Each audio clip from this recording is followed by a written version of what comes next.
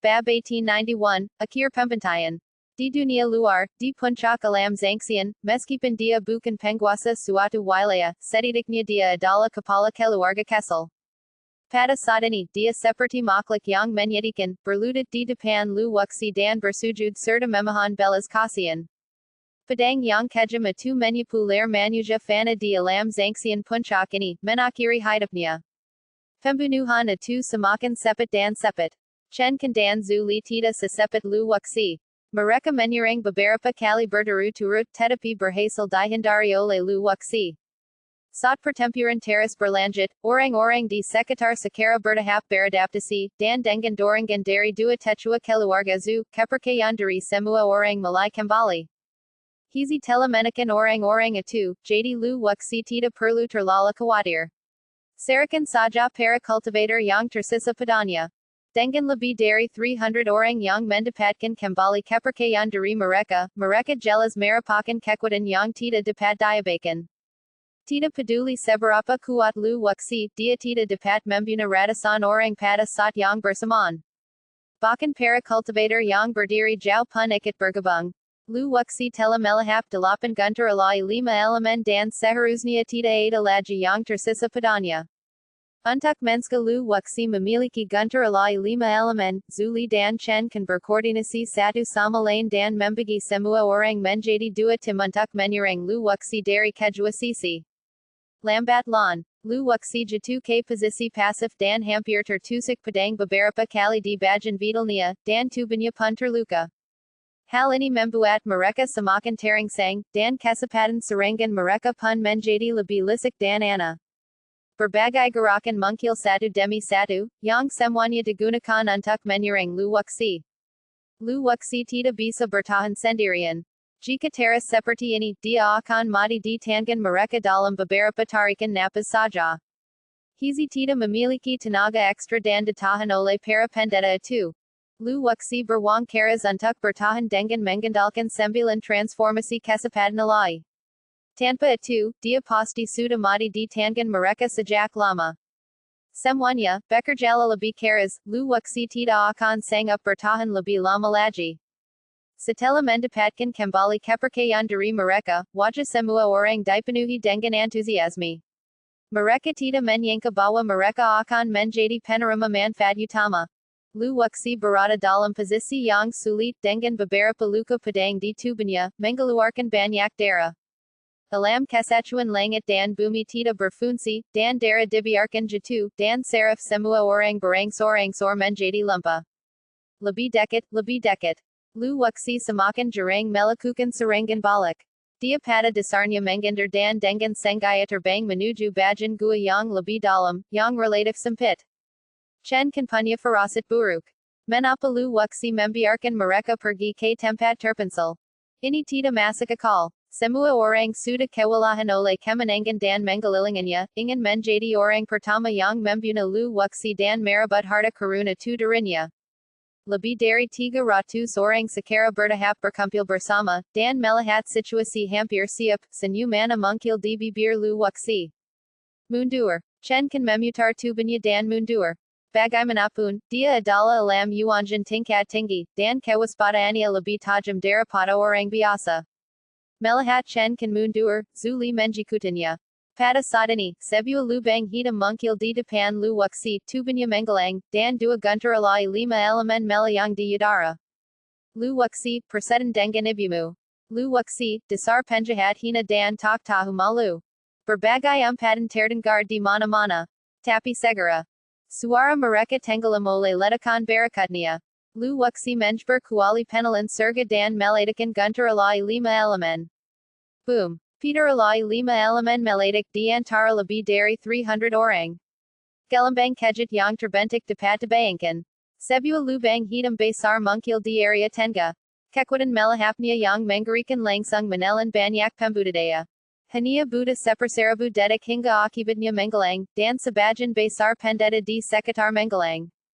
Ada lebih dari 300 biksu saat itu, tetapi dalam sekejap mata, hanya selusin yang tersisa berdiri di sana. Mereka tela berdiri di pinggiran, dan ketika mereka melihat Chen kan mundur, mereka menjikutinya dan mundur beberapa puluh meter sebelum mereka lolos dari bencana. Ledakan dahsyat dan akibatnya meluluhlantakkan banyak biksu Hizi. Memanfaatkan kesempatan ini, Hizi memulai aksi pembantaian. Sekelompok orang lainnya dibantai secara brutal. 10 Peter alai 5 elemen telah membunuh lebih dari 3.000 cultivator, dan tanah dipenuhi kulit manusia. 20 biksu yang tersisa segera berkumpul dan berdiri bersama, dengan ekspresi terkejut di wajah mereka. Mereka sekarang tidak yakin apakah Lu Wuxi masih memiliki senjata mematikan semacam ini. Jika ya, apa yang harus mereka lakukan? Melihat sekitar 20 orang yang tersisa, Lu Wuxi berjalan keluar dari kuali alai penelan surga, menjelati bibir merahnya, dan sedikit kejulan melintas di wajahnya. Orang-orang yang tersisa memiliki niat membunuh di mata mereka, dan mereka berharap bisa memakan Lu Wuxi hidup-hidup. Jika tatapan bisa membunuh, Lu Wuxi sudah mati berkali-kali. Lu Wuxi, kamu akan dihukum karena telah membunuh begitu banyak orang. Seorang lelaki tua berdiri, tampak patah hati. Saat kau menjaharku, apakah kau pernah memikirkan pembalasan dendam? Lu Wuxi bertanya balik. Membunuh satu orang itu membunuh sekelompok orang juga membunuh, apa bedanya? Pertanyaan Lu Wuxi membuat mereka bingung. Kalau mereka memburuku, aku tak perlu khawatir akan pembalasan. Jika kamu sendiri yang membunuh mereka, kamu harus dihukum. Logika macam apa ini? Menapa membuang-buang waktu berbicara dengannya? Kita harus membunuhnya hari ini, bahkan jika itu mengorbankan nyawa kita. Kita tidak bisa membiarkan iblis jahat ini terus hidup di dunia ini. Para biksu lainnya dipenuhi dengan kemarahan yang benar dan berkata dengan gigi terketup. Mereka telah menyerahkan segalanya dan bersiap untuk mati. Setelah benturan sebelumnya, retakan lain muncul di gua. Sinar matahari bersinar melalui sela-sela, dan orang sudah bisa mencium bau napas dunia luar. Hizi, terserah padamu. Orang-orang yang tersisa semuanya adalah master tingkat atas dan akan sangat sulit bagi Lu Wuxi untuk membunuh mereka semua. Hanya Hizi yang memiliki kesempatan untuk membunuh mereka semua. Tiba-tiba, cahaya terang bersinar dari tubuh Chen Kan, batasan-batasan terangkat dan tingkat kultivasinya yang sebenarnya dipulihkan. Momentumnya terus meningkat dan dalam sekejap mata, mencapai tingkat ke-8 Yuanjin. Karena mereka telah bersentuhan dengan dunia luar dan banyak gua telah meledak, mereka sekarang berada di posisi antara alam kuno Yuankang dan dunia luar. Segalnya dilepaskan dan dia tidak terlalu menderita penindasan dari alam kuno Yuankang. Ada sedikit kesangguan di mata Lu Wuxi. Meskipun Hizi sebanding dengan alam Yuanjin, masih belum diketahui apakah dia bisa membunuh Shen Kan. Sebelum Lu Wuxi bisa menyelesaikan kata-katanya, Hizi sudah bergegas menuju Chen Kan. Saat tiba di istana Ginjal, Hizi ditikam beberapa kali oleh Chen Kan dan hampir mati di tangan Chen Kan, menahan napas sepanjang waktu. Pria dan monster itu bertabrakan satu sama lain dalam sekejap dan pertarungan itu sulit dipisahkan. Para pembudidaya yang tersisa, yang dipimpin oleh Zuli, semuanya bergegas menuju Lu Wuxi. Lu Wuxi, bersiaplah untuk mati. Zuli berteriak dengan kekuatan puncak zangsian, bagaikan banjir yang menderu, menyapu kulit manusia di tanah dan bergegas menuju Lu Wuxi. Memotong. Lu Wuxi tidak mundur. Ini seharusnya menjadi pertarungan tersulitnya saja ini. Aku tidak bisa mengandalkan Hizi, aku hanya bisa mengandalkan diriku sendiri. Nota darah pada pisau peminum darah mungkil lalu menggelang, memancarkan kilau ana. Energi pedang tajam menebas seperti gunung besar, menghangkarkan serangan Zuli. Lebih dari 10 orang lainnya menyerang Lu Wuxi dari belakang, semuanya menggunakan serangan diam-diam dan pembunuhan. Menkarikimation. Mata Lu Wuxi memancarkan aura pembunuh yang mengerikan, dan dia diam-diam memobilisasi kuil neraka. Saat telepak tangan alai 5 elemen sedang terbentuk, jarum alai zanyan melayang di udara. Ledakan. Lu Wuxi dan Zuli bertabrakan secara langsung, membentuk riak dahsyat yang bergeling ke segala arah. Lebih dari 20 orang bubar.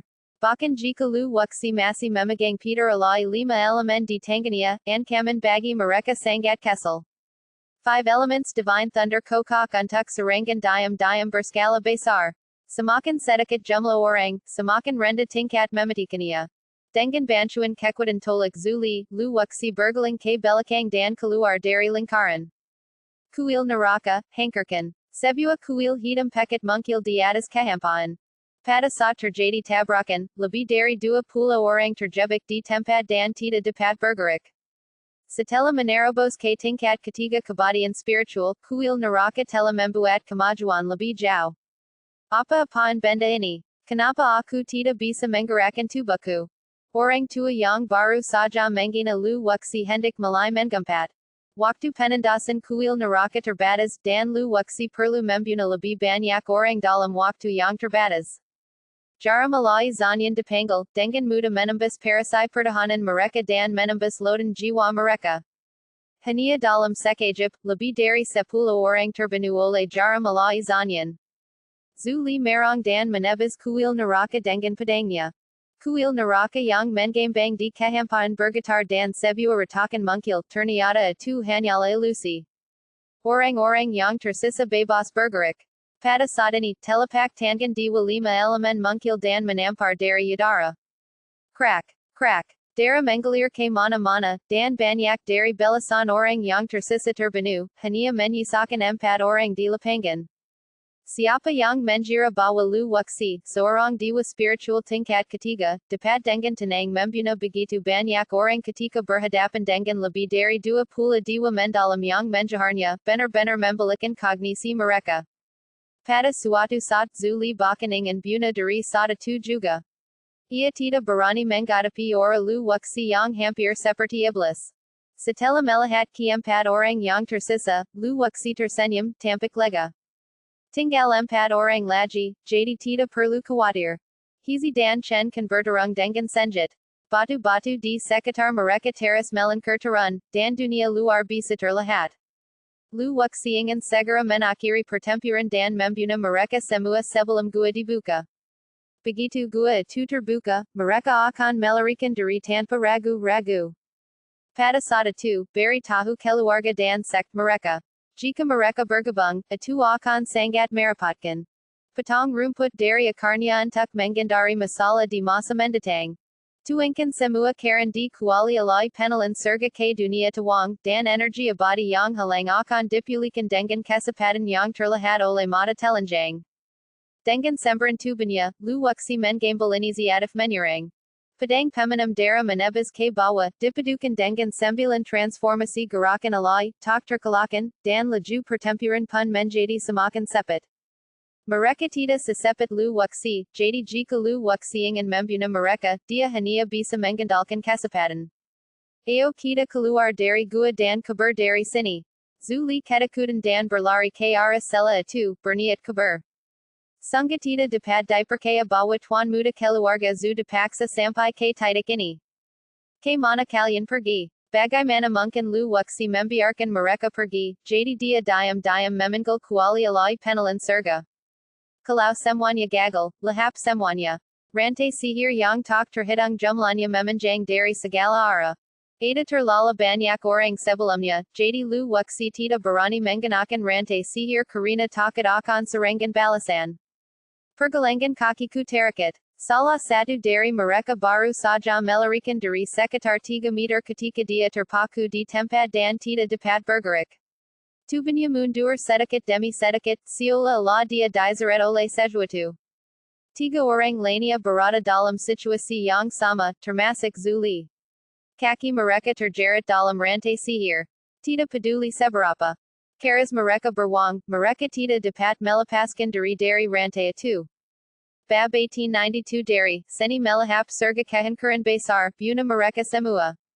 Menyeretnya sedikit demi sedikit, bahkan Zuli tidak punya cara untuk menggantikannya. Rantai ajaib itu adalah zat yang tidak terlihat, yang tidak bisa dilihat, tetapi benar-benar ada. Lu wuxi, apa yang sebenarnya kau lakukan pada kami? Zuli kehilangan ketenangannya dan kehilangan sikapnya sebagai tuan muda keluarga. Saat ini, dia seperti seekor anjing yang kehilangan rumahnya dan hanya ingin melarikan diri dari sini. Chen dan Hizi bertarung dengan senjat, langit gelap dan bumi gelap. Suara benturan bergma di mana mana, dan retakan di dinding batu di sekitarnya menjadi lebih besar. Hizi, jangan beri dia kesempatan untuk menjerampaikan mereka. Sudah menjalin kontak dengan dunia luar.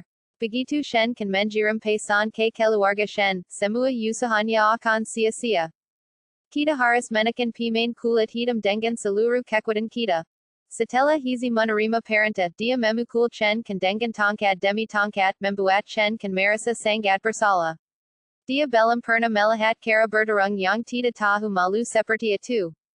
Tanpa gerakan atau pergerakan tubuh apapun, ia mengandalkan kekuatannya yang besar untuk memaksanya mundur terus-menerus.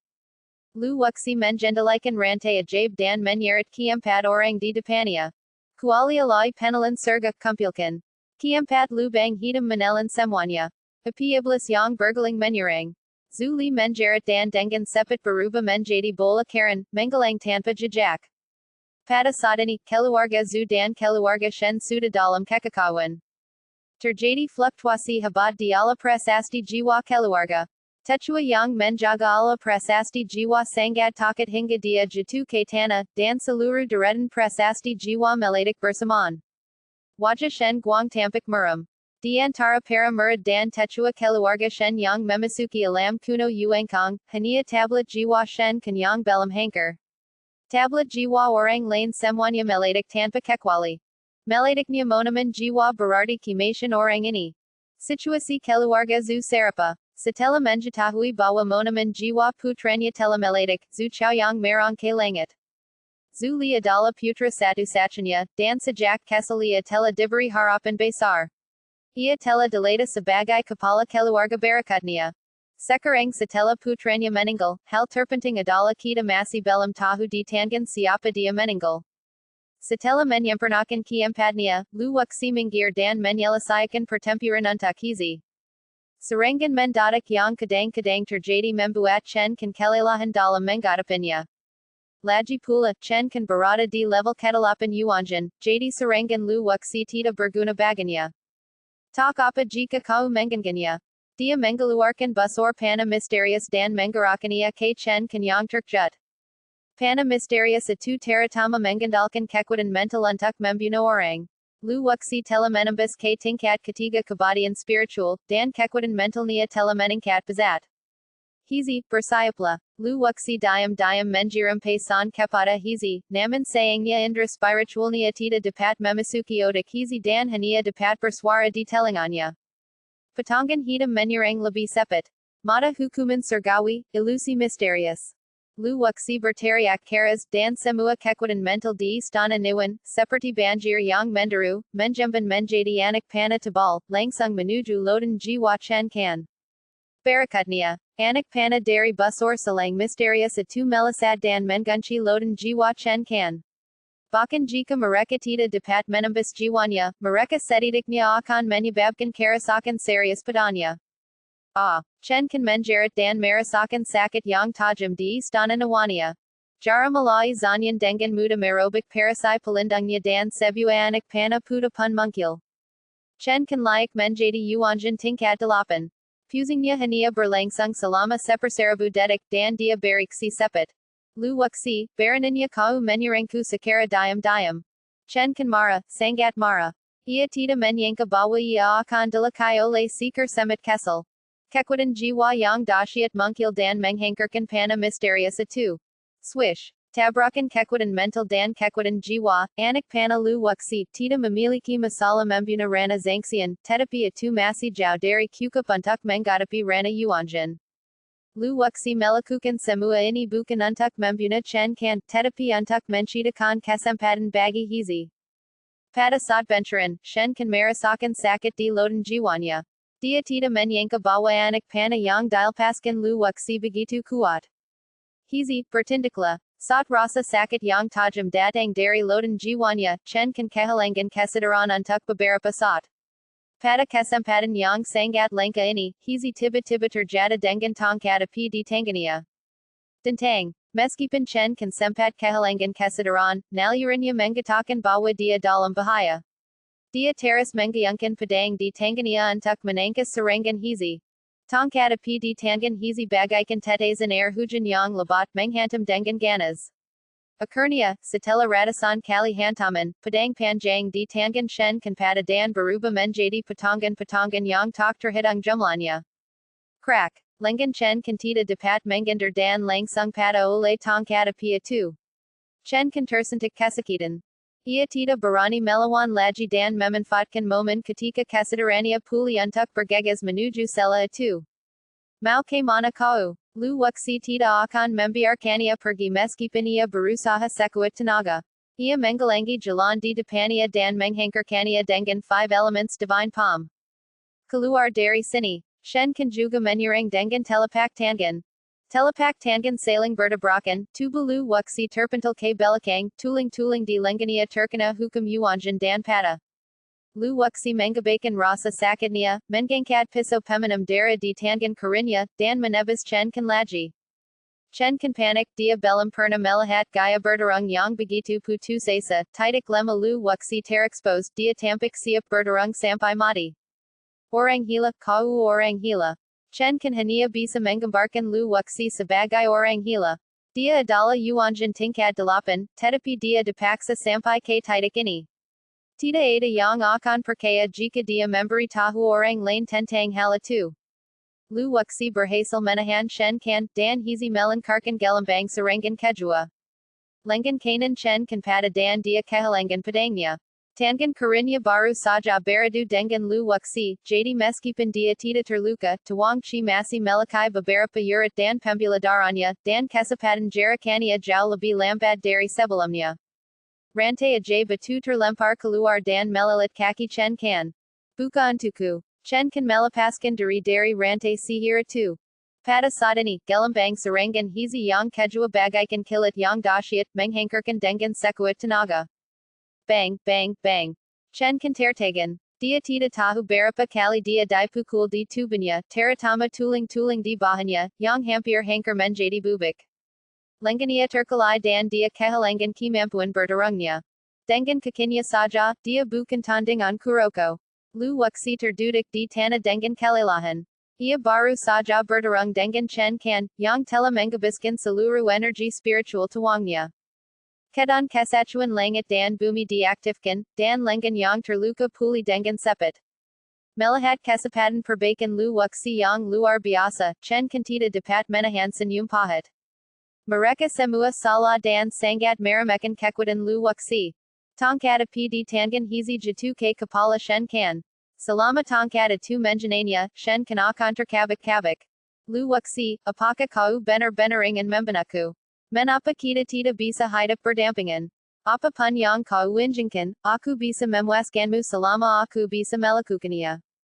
Chen kan takut, sangat takut, dan dia juga takut mati. Sudah terlambat. Lu wuxi menggelengkan kepalanya. Dari awal hingga akhir, dia tidak pernah berpikir untuk menjadi musuh keluarga Shen dan keluarga Zhu. Agresivitas mereka yang membawa kita ke titik ini. Setelah berkata demikian, hizi memukul kepala Shen kan dengan tongkat itu pun meledak dan membunuhnya sepenuhnya. Gunakan kuali alai penelan surga untuk memurnikan Shen kan. Karena kamu akan melakukannya, kamu harus melakukannya dengan saksama. Setelah pertempuran sengit, sinar matahari dari luar bersinar, memperlihatkan sebuah lubang sebesar kepala di dinding batu. Saat itu hari sudah sore di luar. Hizi, buka. Dinding batu itu sangat tebal, jadi lu wuxi meminta hizi untuk mengambil tindakan. Aku mengambil tongkat dan terus memukulnya. Lubang sebesar kepalaku itu semakin membesar, dan aku bisa keluar dari sana dengan normal. Setelah keluar dari gua, lu wuxi mendapati dirinya berdiri di pegunungan lain. Saat menoleh ke belakang, dia melihat alam kuno yang perlahan menghilang. Halang, lu wuxi menggerutkan kening. Dia tidak yakin apakah alam kuno yang adalah raksasa kuno atau alam rahasia. Mungkin karena kelima elemen halang, alam kuno yang kehilangan pasokan energinya dan perlahan menghilang. Hizi, apa rencanamu selanjutnya? Lu wuxi bertanya pada hizi saat seorang pria dan monster berjalan di pegunungan. Jika hizi memilih untuk pergi, lu wuxi tidak akan memaksanya. Dia juga akan diterima untuk tinggal. Bagay manapun, hizi sangat kuat dan bisa menjadi penolong yang baik. Hizi maranang sejenik. Setelah tidur di alam kuno Yuangkang selama bertahun-tahun, dia tentu tidak ingin terakat begitu dia mendapatkan kembali kebebasannya. Tidak ada tekanan mengikuti lu waksi. Sebaliknya, saya sangat menikmati menjalani kehidupan yang menghasilkan ini setiap hari. Yang paling penting adalah lu waksi memiliki banyak energi kako. Tanpa nutrisi dari energi kako, hizi hanya dapat bertahan selama beberapa bulan saja, dan kemungkinan besar akan tertidur lelap lagi. Hihihi. Hizi mengeluarkan suara aneh dan menjawab lu waksi bahwa dia bersedia mengikuti lu waksi. Tetapi seperti sebelumnya, setiap kali Anda membantu lu waksi melakukan sesuatu, Anda perlu dibayar. Setuju. Raut wajah lu waksi tampak gembira. Dengan hizi di sisinya, ia akan memiliki peluang lebih besar untuk menang melawan keluarga Shen dan keluarga Zhu di lain waktu. Dengan nutrisi sejumlah besar energi kekakawan, tidak butuh waktu lama bagi hizi untuk dipromosikan ke puncak alam Yuanjin. Pada saat itu, akan ada peluang menang bahkan melawan para dewa. Jika hizi ditempatkan di dunia Taihuang, dia akan mudah mendapat masalah yang tidak perlu jika dia berjalan keluar. Sejumlah besar cultivator berkumpul di pintu masuk alam kuno Yuangkang. Saat alam kuno Yuangkang menggelang, berita itu menyebar ke seluruh kota Donggang seperti kepingan salju. Kemudian berita yang lebih menjadikan pun keluar, yaitu semua murid dan tetua keluarga Zhu dan keluarga Shen yang masuk ke negara itu terbunuh, termasuk Shen Kan. Anda mungkin tidak mengenal yang lainnya, tetapi Chen Kan adalah seorang jenius langka di keluarga Shen, dan dia juga seorang instruktur tingkat pertama di Tianyu Dojo. Berita datang satu demi satu.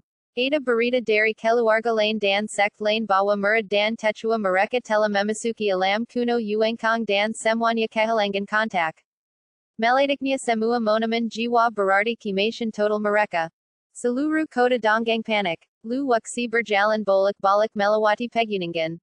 Dilihat dari medania, dia seharusnya semakin dekat ke kota Linyu.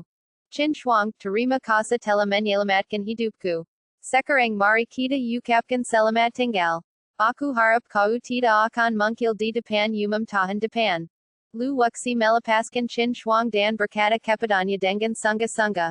Semua cultivator yang memasuki alam kuno Yuangkang telah meninggal. Jika orang-orang tahu bahwa Tianshojue masih hidup, itu pasti akan mendatangkan banyak masalah baginya. Lu waksi berbeda. Hampir semua cultivator yang tahu bahwa dia telah memasuki alam kuno Yuangkang telah meninggal. Sekarang satu-satunya yang tahu adalah Yilinghan. Tianshojue mengangguk. Meskipun dia tidak tahu apa yang terjadi pada saat terakhir, dia dapat menebak bahwa Shen Kan dan kelompoknya telah mati. Adapun siapa yang membunuhnya, Tianshojue juga mengetahuinya. Jangan khawatir, aku tahu apa yang harus kulakukan. Aku tidak akan kembali ke kota Linyu untuk sementara waktu. Kita akan bertemu nanti. Tianshojue mengangguk, mencepalkan tinjanya ke arah lu waksi, dan keduanya mengucapkan selamat tinggal. Melihat Tianshojue pergi, lu waksi merasa lega. Dia menggunakan keterampilan tubuhnya untuk terbang ke langit seperti elang. Setelah beberapa jam, dia kembali ke kota Linyu. Pada saat ini, sebuah peristiwa besar juga terjadi di Qingyan Dojo. Kompetisi tahunan antar dojo akan segera dimulai. Setiap tahun, Dojo Tianyu dan Dojo Qingyan akan saling berkompetisi. Selain para siswa, para instruktur juga akan saling berkompetisi. BAB 1893 dari Seni Menelan Surga Kehancuran Besar Kompetisi Dojo. Di Shilapu di Kota Donggang, Dojo Qingyan sedang menyiapkan tempatnya. Kompetisi tahun ini akan diadakan di Kota Donggang. Tahun lalu, saya berada di Kota Linyu, yang dekat dengan Tianyu Dojo. Kedua dojo tersebut saling terkait dalam radius ribuan mil, dan telah terjadi banyak pertarungan selama bertahun-tahun untuk bersaing memperebutkan murid. Terutama dalam beberapa tahun terakhir, Tianyu Dojo mulai memperluas jangkauannya ke wilayah Kota Donggang untuk menjaring siswa dari daerah ini. Kekuatan keseluruhan kedua dojo tidak jauh berbeda, dan jumlah siswanya juga serupa.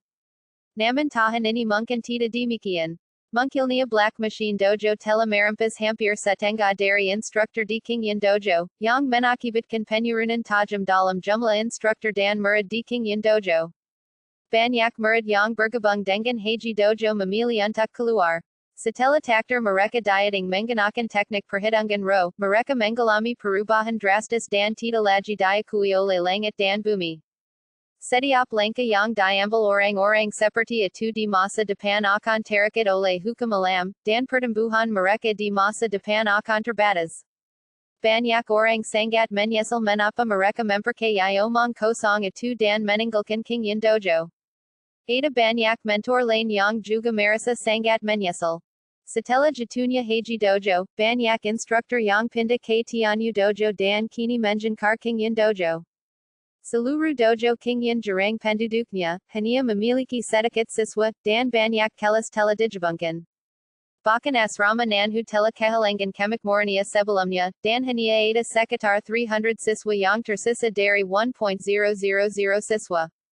Setengah dari siswa sekarang sukarela keluar dan bergabung dengan dojo mesin hitam, dan beberapa memilih kelas lain karena masalah kualifikasi. Yilinghan dan beberapa mentor, Yijong, sedang duduk di ala, masing-masing dengan wajah seda. Kompetisi tahunan antara dua dojo besar akan segera dimulai. Dojo Kingyan kita mengalami kerugian besar tahun ini. Banyak instruktur hebat yang meninggal atau pergi. Bahkan bibit-bibit berkualitas tinggi itu terpaksa pergi karena Haji Dojo. Tahun ini, dojo Kingyan kita pasti akan kalah dari dojo Tianyu. Yijong Mendesa. Kedua arena utama bersaing satu sama lain setiap tahun, dan levelnya pada dasarnya sama. Guru Yi, tolong katakan sesuatu. Di seluruh Kingyan Dojo, kami adalah satu-satunya dari kediaman Nanhu yang dapat ikut bertempur. Semua orang memperhatikan kami. Seorang instruktur yang bertugas mengajarkan jimat memandang Yilinghan dan memintanya untuk mengatakan sesuatu. Di kelas alkemia, Wen bin Menggalang, Wen Chi meninggal, dan instruktur yang tersisa tidak sesuai harapan. Che Yangrong, yang mengajarkan jimat, meninggal, Bai Jingyu meninggal, dan beberapa instruktur jimat yang tersisa pergi atau berkhianat. Hal yang sama berlaku untuk pengajaran pemurnian senjata. Shen Chao Menggalang dan Nanggong Shan meninggal. Ada pula kelas formasi. Keperjan Zhang Sunwen menyebabkan kelas formasi mengalami kemerosotan. Instruktur seni bela diri, Zhang Hongren, Kiri, dan beberapa instruktur lainnya mengikuti Zhang Hongren untuk bergabung dengan Haji Dojo. Para instruktur ini adalah tulang punggung Kingyan Dojo. Masih ada waktu sebelum kompetisi antara kedua keluarga. Mari kita tunggu sedikit. Lebih lama, Yilinghan menatap mereka. Dia sedang menunggu, tetapi semua orang tahu apa yang sedang dia tunggu. Saat ini, masih ada beberapa talenta bagus di Nanhu Mansion mereka, termasuk Shang Rulong dalam seni bela diri, Zhang Hua dan Liang Han dalam formasi. Para penyuling senjata tersebut antara lain Zhang Dashan, Diao Juzi, dan Ren Fanfan. Ada Shiwa dan Zhuang Fang di Fudao. Xiao Chen adalah satu-satunya yang berleda dandau. Sejak munkilnya Black Machine Dojo, hanya tersisa 10 orang dari 7 belas siswa yang datang bersama Lu Wuxi. Terjadi persaingan antara dua arena utama, termasuk pertarungan kelompok, seperti persaingan formasi, di mana masing-masing pihak mengirimkan 10 orang untuk bertarung pada saat yang sama. Mengandalkan Zhang Hua dan Liang Han saja, mereka tidak dapat mendukung formasi tersebut. Selama periode ini, Yijong dan teman-teman sekelasnya mengajar secara ketat sesuai dengan materi pengajaran yang ditetapkan oleh Lu Wuxi, dan F-nya sangat baik. Itu masih jauh dari cukup untuk mencapai level puncak itu. Tianyu Dojo sedang naik dan tahun ini, dan saya dengar mereka telah melahirkan banyak bakat langka dan berbakat. Guru Lu sudah lama pergi kali ini. Mengapa dia belum kembali? Akan sangat bagus jika dia ada di sini. Instruktur yang bertugas mengajar pemurnian senjata berdiri. Namanya Jia Ruonan. Dia juga tidak muda, tidak jauh lebih muda dari Yijong. Selama kompetisi kelas beberapa bulan yang lalu, Lu Wuxi berulang kali menciptakan keajaiban, dan mereka semua menyaksikannya dengan mata kepala mereka sendiri. Yilinghan adalah satu-satunya orang yang tahu ke mana Lu Wuxi pergi. Yizhong Dan Yang Lania Tela Mananyakania Berkeley Kali, Tetapi Yilinghan Salalu Mengalak Dengan Alasan Lane. Semwanya, Kembalila Dan Baristirahatla. Aku akan memberi tahu kalian begitu Guru Lu kembali. Yilinghan berdiri dan memberi isyarat agar mereka kembali dan beristirahat terlebih dahulu. Kelima orang itu menggela napas, lalu berdiri dan kembali ke halaman tempat mereka tinggal. Malam harinya, Lu Wuxi kembali ke kota Linyu dan mendapati seluruh kota Linyu sedang membicarakan tentang alam kuno Yuengkong. 7,8,000 orang masuk dan semuanya menggelang. Ketika berita ini keluar, seluruh kota Linyu gempar. Para biksu kunci yang masuk adalah tulang punggung setiap kota besar. Berencana untuk bergegas kembali semalaman, Lu Wuxi membayar beberapa ribu batu abadi dan masuk ke dalam susunan teleportasi, kali ini berteleportasi langsung ke kota Donggang. Saat mendekati tengah malam, Lu Wuxi keluar dari susunan teleportasi dan jalanan menjadi sepi. Kota Donggang juga mengalami kerugian besar kali ini. Semua guru dari keluarga Shen dan keluarga Zhu yang memasuki alam kuno Yuengkong terbunuh. Kedua keluarga tersebut terluka parah. Pavilion Donggang juga mengalami kerugian besar, dan kedua tetua yin dan yang terbunuh oleh guntur alai 5 elemen. Dia tidak terburu-buru kembali ke King Yin Dojo, tetapi pergi ke Shangjiazang semalaman. Entah menapa, ketika dia menjinjikkan kaki di kota Donggang, kitab suki Dao Surgawi entah menapa menjadi sedikit gelisah, dan perasaan krisis yang kuat menghampirinya. Shang Zicheng sedang beristirahat ketika Lu Wuxi tiba-tiba mengunjunginya di tengah malam, yang membuatnya terkejut. Keduanya berbicara sekitar setengah jam, dan kemudian Lu Wuxi bangkit dan pergi. Saat itu sudah larut malam ketika Lu Wuxi bergegas kembali ke King Yin Dojo. Dia kembali ke halamannya sendiri tanpa mengganggu siapapun. Baru pada subuh hari Yilinghan datang untuk membersihkan halaman dan mendapati Lu Wuxi telah kembali. Kapan kamu kembali? Yilinghan duduk di samping tempat tidur Lu Wuxi, bertanya dengan nada menyalahkan menapa dia tidak menyimpannya ketika dia kembali tadi malam. Tadi malam masih tengah malam. Lu Wuxi bangkit dan berpakaian, sementara Yilinghan bergegas maju untuk melayaninya. Terakhir kali dia berada di kota Sefang, Yilinghan yang mengurus makanan, pakaian, dan kehidupan sehari-hari Lu Wuxi, dan dia sudah terbiasa dengan hal itu. Sepertinya suasana hatimu sedang tidak baik. Apakah ada yang terjadi akhir-akhir ini? Lu Wuxi memperhatikan bahwa Yilinghan memiliki lingkaran hitam di bawah matanya. Dia mungkin berpikir bahwa itu karena Yilinghan merasa khawatir setiap hari selama dia pergi. Tidak apa-apa, kamu baru saja kembali. Beristirahatlah selama 2 hari. Melihat Lu Wuxi berhasil mencapai tingkat ketiga dari spirit immortal, Yilinghan sangat senang dan tidak menyebutkan hal-hal yang merusak suasana hatinya. Karena Yilinghan tidak mengatakan apa-apa, Lu Wuxi pun tidak bertanya. Lu Wuxi sedang duduk di halaman sementara Yilinghan menwengkan untuknya. Guru Lu, Tuan mengundang Anda. Zuo yang mungkil di luar halaman. Gongsun Zhang menerima berita itu tidak lama setelah Lu Wuxi kembali. Lu Wuxi menggerutkan kening. Ketika dia kembali ke King Yin Dojo tadi malam, dia merasa suasananya agak aneh. Secara logika, dengan hancurnya Heiji Dojo, krisis King Yin Dojo seharusnya sudah teratasi. Pimpin jalan. Lu Wuxi ragu sejenak, tetapi tetap berdiri. Gongsun Zhang adalah siswa sekt Tianji. Subversi terhadap sekt Heiji ini memiliki beberapa persinggungan dengan sekt Tianji. Menjikuti Zuo Yang, mereka tiba di ala utama hari itu. Selain Gongsun Zhang, tidak ada orang lain di sana. Setelah memasuki ala, Lu Wuxi menangkapkan tinjaunya ke arah Gongsun Zhang sebagai salam. Guru Lu, silakan duduk. Gongsun Zhang berdiri dan menghampirinya untuk menyambutnya secara langsung, sambil memberi isyarat agar Lu Wuxi duduk dan berbicara. Dari awal hingga akhir, Gongsun Zhang duduk berhadapan dengan Lu Wuxi dengan sikap yang setara, tanpa kesan seorang bangsawan. Anda terlalu sopan, tuanku. Lu Wuxi bertukar sapa sebentar. Old Meng bercerita tentang kisahmu saat sekt Heiji digulingkan. Atas nama sekt Tianji, aku ingin mengucapkan terima kasih atas kontribusimu kali ini. Gongsun Zhang tampak bersyukur. Tanpa Lu Wuxi, sekt Tianji akan berada dalam bahaya. Tuanku, anda tiba tiba memanggil saya ke sini. Pasti lebih dari sekadar ucapan terima kasih. Lu wuxi tidak suka menebak tika teki, jadi dia bertanya langsung. Tegasnya, dia dan sek Tianji hanya memiliki hubungan kerjasama, dan tidak dapat dikatakan bahwa yang satu berutang apapun kepada yang lain. Pak Tuameng membuka dunia tersegel untuknya, membalikan dunia, dan dia juga memperoleh tian yan lu, yang merupakan panen ganda. Kompetisi tahunan antara Tianyu Dojo dan Kingyin Dojo akan segera dimulai lagi. Kamu tahu situasi tahun ini. Gongsun Jong tersenyum pahit, wajahnya penuh dengan ketidakberdayaan. Meskipun bagian kedua kalimatnya tidak diucapkan, Lu wuxi masih dapat memahami arti kata-kata Gongsun Jong. Sejak kedatangannya, banyak hal telah terjadi di Kingyin Dojo. Tidak hanya banyak instruktur yang meninggal, tetapi juga banyak murid yang hilang. Meskipun banyak mentor tidak mati di tangan Lu wuxi, mereka juga memiliki hubungan dekat dengannya.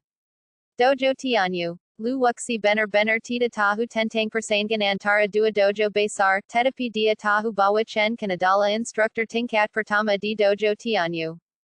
Dojo Tianyu dan Dojo Kingyin kita adalah rival lama. Mereka telah bertarung berkali-kali selama bertahun-tahun. Tahun ini, Dojo Kingyin kita mengalami kekalahan besar.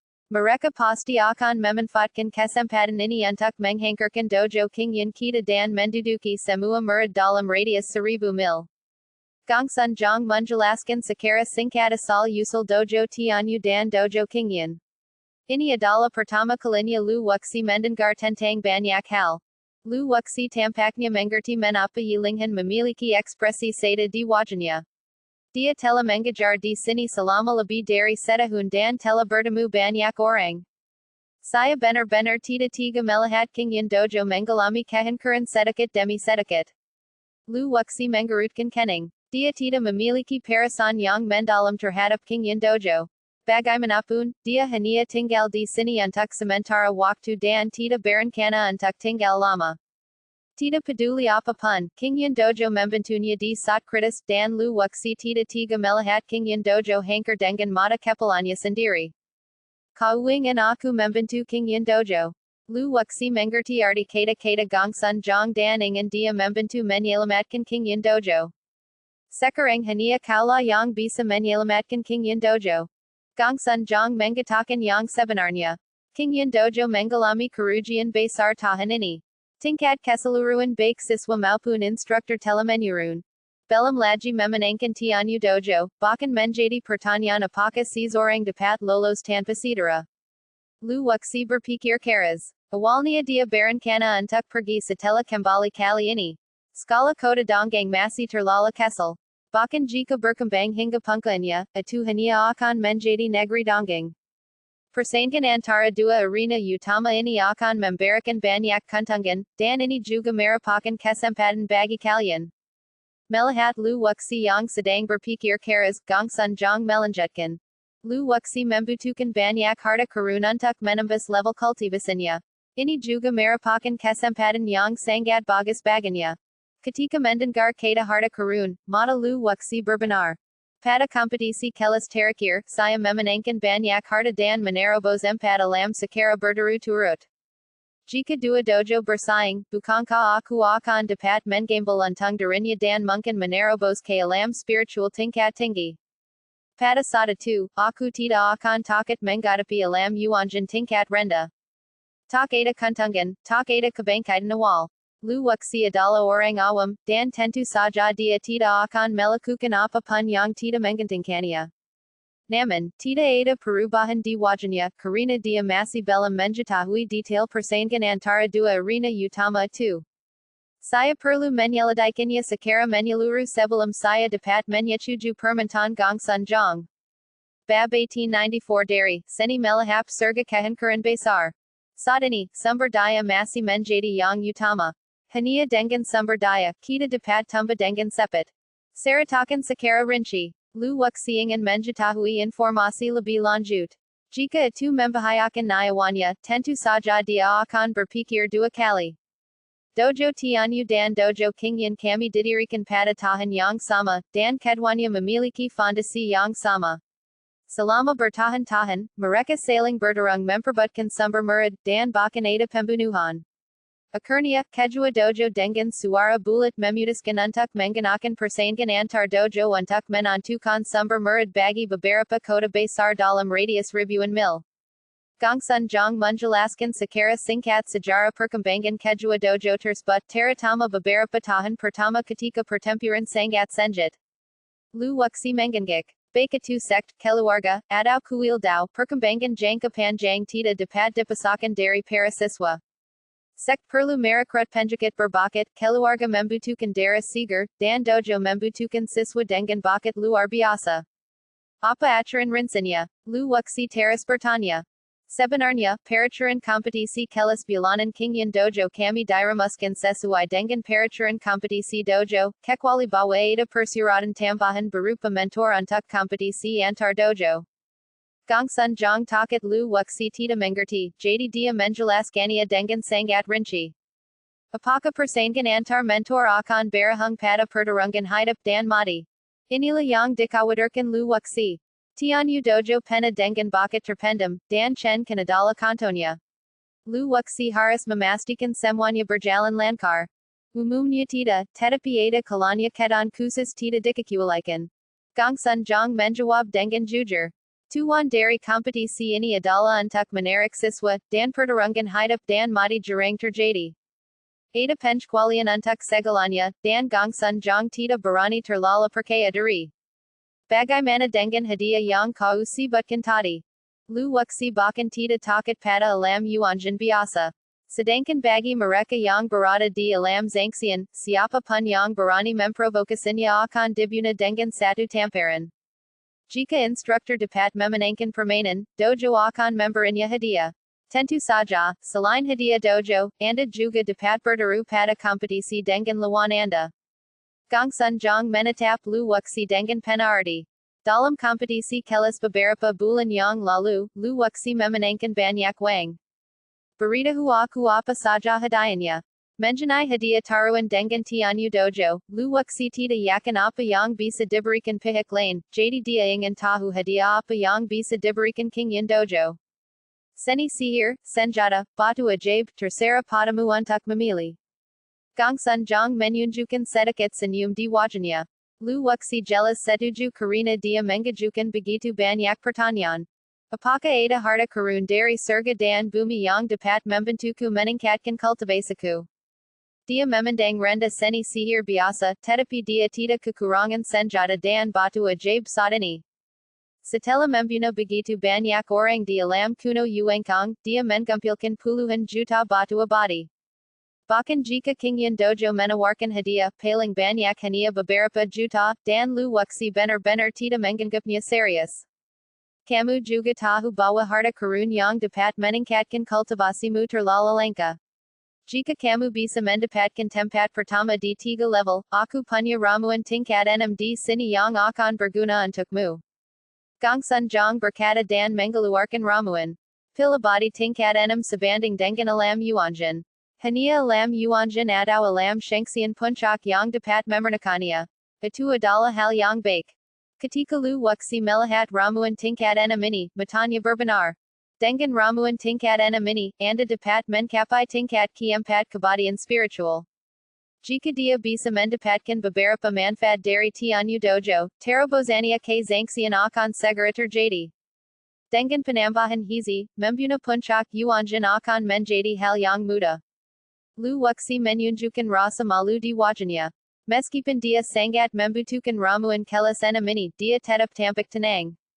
Mulut Gongsun Jong berkedut. Bagaimana mungkin dia tidak melihat bahwa Lu Wuxi tidak begitu puas dengan ramuan kelas 6. Jika kau dapat membantu Kingyan Dojo merebut 5 kota, sigil pedang ini akan diberikan kepadamu. Gongsun Jong mengeluarkan sigil ana dari cincin penyimpanan dan meletakkannya di depan Lu Wuxi. Mata Lu Wuxi menyipit. Ini sama sekali bukan sigil pedang, ini jelas merupakan sepotong pasir misterius. Wangxiang Zancha merupakan bahan yang sangat bagus untuk membuat senjata dan bentuknya sangat mirip dengan sigil pedang. Tidak heran Gongsun Jong berkata demikian. Lajapula, Tita Munkan Wangxiang Zansha Lahir di Tempat Seperti Kota Donggang. Nilai Wangxiang Zansha ini jelas lebih tinggi dari pil abadi kelas enam. Karina kualia lai penelan surga tita dapat menahania lagi dan ingin menelania. Setelah dipromosikan ke transformasi hidup dan mati, kualia lai penelan surga tita lagi bersuara. Alasan utamanya adalah karina tita dapat menelan harta surga dan bumi. Dengan patangan pasir misterius segala benda ini, kualia lai penelan surga pasti akan berevolusi dan kesempatan menelania akan semakin sepet. Padang pemenam dara juga mengeluarkan pesan kelaparan yang kuat, ingin menyatu dengan pasir misterius segala sesuatu ini. Setuju. Demi menska gongsun jang menjengkari janjinya, luwak si pun setuju untuk bekerja sama. Enta menapa, gongsun jang merasa seperti ditipu. Mungkinkah sigal padang ini benar-benar berharga? Segala sesuatunya telah sampai pada titik ini, dan sebagai tuan, tentu saja saya tidak dapat menarik kembali kata-kata saya. Baiklah, selanjutnya terserah padamu. Ini token milikku. Dengan token ini, kau dapat memerintah semua instruktur di Kingyan Dojo, termasuk yang tingkat tinggi. Gongsun Jang berkata teras terang. Ia mengeluarkan token milik tuan dan menyerahkannya kepada Lu Wuxi. Dia menyingkirkan ramuan kelas enam dan pasir misterius dari segala hal, bukan karena dia tidak percaya pada Lu Wuxi. Karena mereka bekerja sama, mereka harus mengikuti aturan. Bahkan jika Gongsun Jang memberikannya kepadanya saat ini, Lu Wuxi tidak akan menerimanya. Lu Wuxi mengambil token itu, berdiri dan meninggalkan Allah. Hanya ada beberapa hari tersisa sebelum kompetisi antara kedua dojo, jadi dia perlu membuat beberapa rencana yang matang. Setelah kembali ke kediaman Nanhu, Lu Wuxi meminta Yilinghan untuk memanggil Yijong dan yang lainnya. Setelah mengetahui bahwa Lu Wuxi telah kembali, Yijong dan beberapa mentor lainnya sudah menunggu dialog tanpa Yilinghan harus menggandengnya. Master Lu, saya yakin Anda harus tahu situasi terkini dari Kingyan Dojo kami. Sebagai Master, kami harus hidup dan mati bersama Dojo. Sekarang Kingyan Dojo telah mencapai momen kritis hidup dan mati, karena kami adalah anggota Kingyan Dojo, itu tentu saja menjadi tanggung jawab kami. Yijong tidak tahu bahwa Lu Wuxi telah setuju dengan Gongsun Jang. Setelah melihat Lu Wuxi, dia berbicara dengan nada serius. Jia Ruonan dan yang lainnya menyetujui pendapat Yijong. Ketika kuil itu hancur, mereka harus mencari cara lain untuk mencari nafkah. Dengan tingkat kultivasi mereka, mereka tidak memiliki status yang sangat tinggi ketika mereka menjabat sebagai tetua tamu di keluarga besar itu. Keluar menjadi tentara bayaran adalah pemborosan bakat dan alam zangsian adalah keadaan yang sangat memalukan. Tidak naik maupun turun. Ada diwa-diwa dan makhluk abadi yang menekan mereka di atas dan makhluk abadi spiritual dan makhluk abadi sejati di bawah. Bagi mereka yang tidak tinggi maupun rendah, menjadi mentor di dojo tidak hanya bisa mendapatkan sumber daya tetapi juga mendapatkan prestige. Yang terpenting, industri bimbingan belajar relatif aman dan Anda menikmati manfaat luar biasa setiap bulan. Bila orang berada dalam suatu lingkungan yang nyaman dalam jangka waktu lama, akan sulit untuk keluar dari situ. Orang-orang seperti Yijong telah berada di Kingyan Dojo selama hampir 50 tahun dan tidak dapat lagi beradaptasi dengan dunia luar yang kejam. Linghan, panggil instruktur lainnya. Lu Wuxi tidak menjawab Yijong dan yang lainnya, tetapi berbicara kepada Yilinghan. Dia mengerti perasaan Yijong, tetapi apa hubungannya dengan dirinya? Setiap orang punya aspirasinya sendiri. Mengapa mereka harus memaksakan aspirasi mereka pada orang lain? Lu Wuxi bukanlah orang suki dan mustahil baginya untuk memenuhi kebutuhan semua orang. Dia berjanji kepada Gongsun Jang bahwa masing-masing dari mereka akan mendapatkan apa yang mereka butuhkan. Dalam waktu kurang dari sekangkerte, semua instruktur Kingyan Dojo berkumpul di Nanhu Mansion. Sepertiga dari tutor sebelumnya adalah asisten, dan setelah tutor tersebut mengkhianati mereka, para asisten ini mengambil alih dengan lancar. Semua orang memandang Lu Wuxi dengan rasa ingin tahu, bertanya-tanya mengapa dia memanggil mereka. Lu Wuxi sekarang sangat terkenal, dan di antara semua instruktur yang hadir, tingkat kultivasinya mungkin yang terendah. Saya memenggal semua orang ke sini hari ini untuk membahas kompetisi mendatang dengan Tianyu Dojo.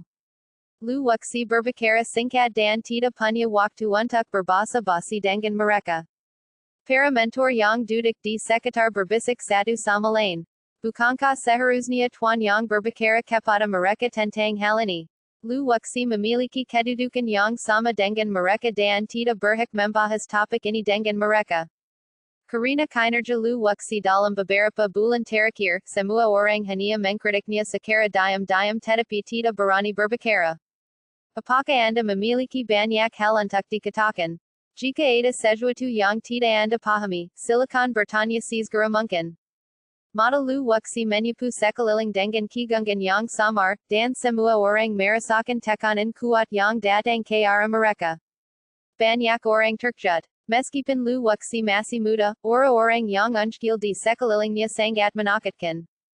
Guru Lu, bukan berarti kami tidak percaya padamu. Kamu memanggil kami semua ke sini dengan mengatakan bahwa itu untuk kompetisi antara dua dojo. Aku pikir itu hanya untuk keinginan egoismu sendiri. Semua orang tahu bahwa Lu Wuxi memenangkan banyak sumber daya dalam kompetisi kelas terakhir, itulah sebabnya dia memiliki tingkat kultivasi seperti sekarang. Instruktur yang berbicara itu bernama Hilianyi, yang sebelumnya adalah asisten Nanggang Shan dan sangat memusuhi Lu Wuxi. Meskipun Lu Wuxi telah menghantarkan keluarga Wen, orang-orang tidak memiliki rasa hormat yang mendalam kepadanya. Tanpa kerja sama dari istana penguasa kota, Lu Wuxi sendiri tidak akan dapat menandingi keluarga Wen. Semua orang hanya menebak-nebak tentang insiden mesin hitam, dan meyakini kejadian itu ada hubungannya dengan Lu Wuxi, tetapi tidak banyak orang yang mengetahui rincian spesifiknya. Belum lagi alam kuno Yuangkong, semua orang yang mengetahuinya sudah meninggal. Apakah kau sedang menanyaku? Lu Wuxi menatap Hilianyi sambil tersenyum, serangai mungkil di sudut mulutnya. Di antara para instruktur yang hadir, ada sejumlah kesal yang bersikap bermusuhan terhadapnya. Lu Wuxi merasakan hal ini sejak ia masuk. Tidak perlu dipertanyakan lagi. Aku masih ada kelas, jadi aku pamit dulu. Hilianyi berkata dan berdiri untuk pergi. Yilinghan memintanya untuk datang, tetapi awalnya dia menolak karena dia ingin tahu apa yang Lu Wuxi ingin mereka lakukan. Beberapa instruktur di sekitarnya mencoba membujuk Hilianyi agar tidak tinggal, tetapi Hilianyi meninggalkan Allah tanpa ragu-ragu. Saat ini, Lu Wuxi adalah tokoh terkenal di Qingyan Dojo. Jika Anda meninggang parasannya, Anda akan menanggung akibatnya di masa mendatang. Nanggang Shan dan yang lainnya adalah kanta yang baik untuk hal ini. Nanggang Shan pernah menyelamatkan nyawa Hilianyi. Setelah mengetahui bahwa Nanggang Shan tewas di tangan Lu Wuxi, Hilianyi selalu ingin membalas dendam atas kematian saudaranya, tetapi tidak berhasil. Memintanya untuk bekerja sama dengan Lu Wuxi tidak diragukan lagi merupakan mimpi yang mustahil. Apakah masih ada yang ingin pergi? Lu Wuxi bertanya dengan tanpa menunjukkan token milik Gong Sunjong. Alasan melakukan ini adalah karena Lu Wuxi ingin menyerang mereka yang tidak patuh. Tidak ada ruang untuk kesalahan dalam kompetisi di dojo, jadi Lu Wuxi tentu ingin memastikan semuanya berjalan dengan baik dan dia tidak ingin siapa pun diam-diam menjegalnya. Jika aku bikin masalah untuk diriku sendiri, aku akan kehilangan ramuan tingkat 6 dan pasir misterius segala sesuatu. Satu demi satu, beberapa instruktur lainnya berdiri dan menjepalkan tangan mereka ke arah Lu Wuxi, masing-masing dengan alasan mereka sendiri. Mulai sekarang, siapa pun yang keluar dari Allah akan didiskualifikasi sebagai tutor. Hilianyi belum berjalan jauh ketika dia mendengar kata-kata Lu Wuxi dan berbalik dengan cepat. BAB 1895 dari seni menelan surga kehancuran besar, memikat ular keluar dari lubangnya. Para instruktur yang baru saja meninggalkan Allah belum pergi jauh. Mereka semua berhenti dan melihat ke dalam Allah. Benar-benar lelukan. Kau pikir kau siapa sampai bisa merampas statusmu sebagai mentor kami? Hilianyi mensibir. Dalam hal kultivasi, meskipun ia tidak berada di puncak alam zangxian, ia berada di alam zangxian tingkat keenam, yang jauh lebih tinggi dari Lu Wuxi. Turlabi Laji, Dia Tela Barada di Kingyan Dojo Salama Bertahan Tahan Dan Mengenal Banyak Orang Tingkat Tinggi, Jadi Dia Memiliki Beberapa Koneksi.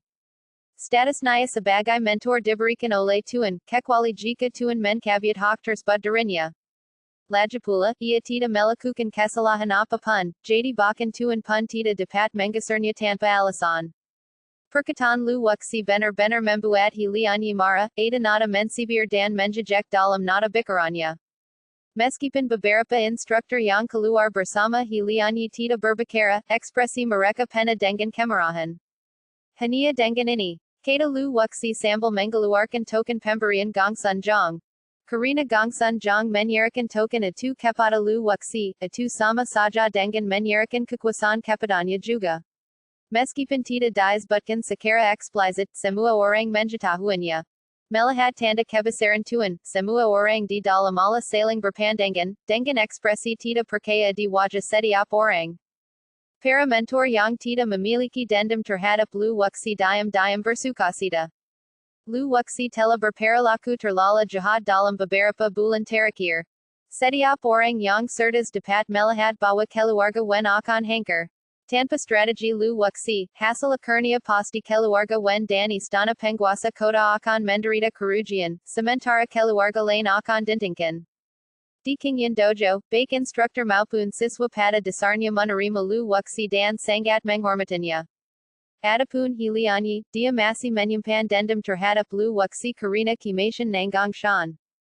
Situasi para mentor yang pergi bersamanya serapa. Dua di antaranya adalah anggota keluarga Shen, dan satu adalah siswa dari keluarga Zhu yang bekerja di Kingyan Dojo. Adalah hal yang biasa bagi mereka untuk meninggalkan Allah. Ini adalah token milik Tuan. Kapan token itu diberikan kepada Lu Wuxi untuk disimpan? Para instruktur dialah saling berbicara. Ada yang terkejut, ada yang bingung, dan ada yang bingung. Ada berbagai macam ekspresi. Wajah Hilianyi berubah menjadi merah dan biru, yang sangat jelek. Mungkinkah token ini palsu? Apakah Lu Wuxi sengaja mempermalukan Hilianyi? Beberapa instruktur lain merendahkan suara mereka agar tidak terdengar oleh Lu Wuxi.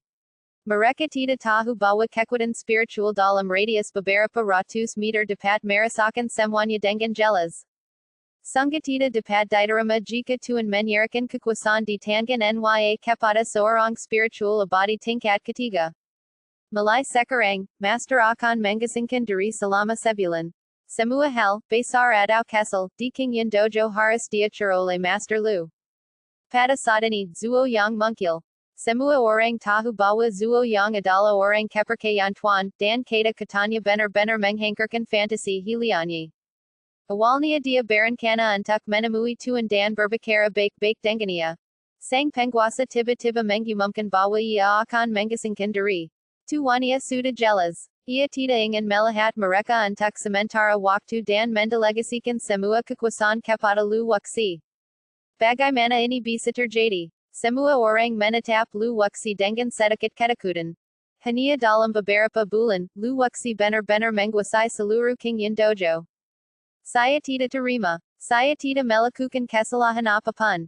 Kualifikasi apa yang Anda miliki untuk mencabiat status saya sebagai mentor? Hilianyi mensibir. Hanya jika mereka melakukan kesalahan serius, status mereka akan dikebut seperti Wen Bin. Guru He benar. Kami tidak melakukan kesalahan apapun. Mengapa Anda merampas identitas kami? Satu orang dari keluarga Zhu dan dua orang dari keluarga Shen dengan cepat berdiri untuk mendukung Hilianyi. Ketika Kingyan Dojo menghadapi krisis hidup dan mati, tidak apa-apa jika kamu tidak ingin berkontribusi, tetapi kamu benar-benar memimpin dalam menimbulkan masalah, dan kamu masih berani mengatakan bahwa kamu benar. Lu Wuxi memiliki ekspresi marah di wajahnya dan sangat marah. Kamu bicara omong kosong. Kapan kami tidak berkontribusi? Sungguh konyol bahwa kami membuat masalah hanya karena kamu tidak memanggil kami untuk melakukannya. Hilianyi menggoyangkan lengan bajunya dengan keras, merasa bahwa dia telah ditipu oleh Lu Wuxi. Jika Lu Wuxi mengeluarkan token Tuan sejak awal, banyak hal tidak akan terjadi kemudian. Namun Lu Wuxi menolak untuk mengeluarkannya. Dia baru mengeluarkan token itu saat Hilianyi dan yang lainnya pergi. Jelas bawa lu wuxi sedang meningkatkan para pembangkang. Para instructor di sekitar juga tidak bodoh, dan mereka semua mengerti arti kata-kata hiliannya. Jika ini benar, lu wuxi ini sangat menakutkan, dia sangat teliti. Kami berhasil memanfaatkan kesempatan ini untuk menghilangkan beberapa ancaman potensial. Kalau tokenya diambil di awal, hiliannya pasti akan berkompromi lalu membocorkan sejumlah informasi penting saat kompetisi berlangsung, atau melakukan perbuatan buruk secara diam-diam, yang mana akan sulit untuk diwaspadai oleh lu wuxi. Bukan berarti lu wuxi tidak berperasaan. Kenyataan mengatakan kepadanya bahwa bersikap baik kepada musuh berarti bersikap kejam kepada diri sendiri. Saat para mentor ini masuk, lu wuxi memanggil mata hukuman surgawi, dan jelas siapa yang ingin membunuhnya dan siapa yang mendukungnya. Gerakan lu wuxi berhasil memancing ular keluar dari lubangnya, berhasil melenyapkan ancaman tersebut dan membuat banyak orang menjijal. Jika aku tidak salah, kamu memiliki hubungan dekat dengan beberapa instruktur di tianshojue.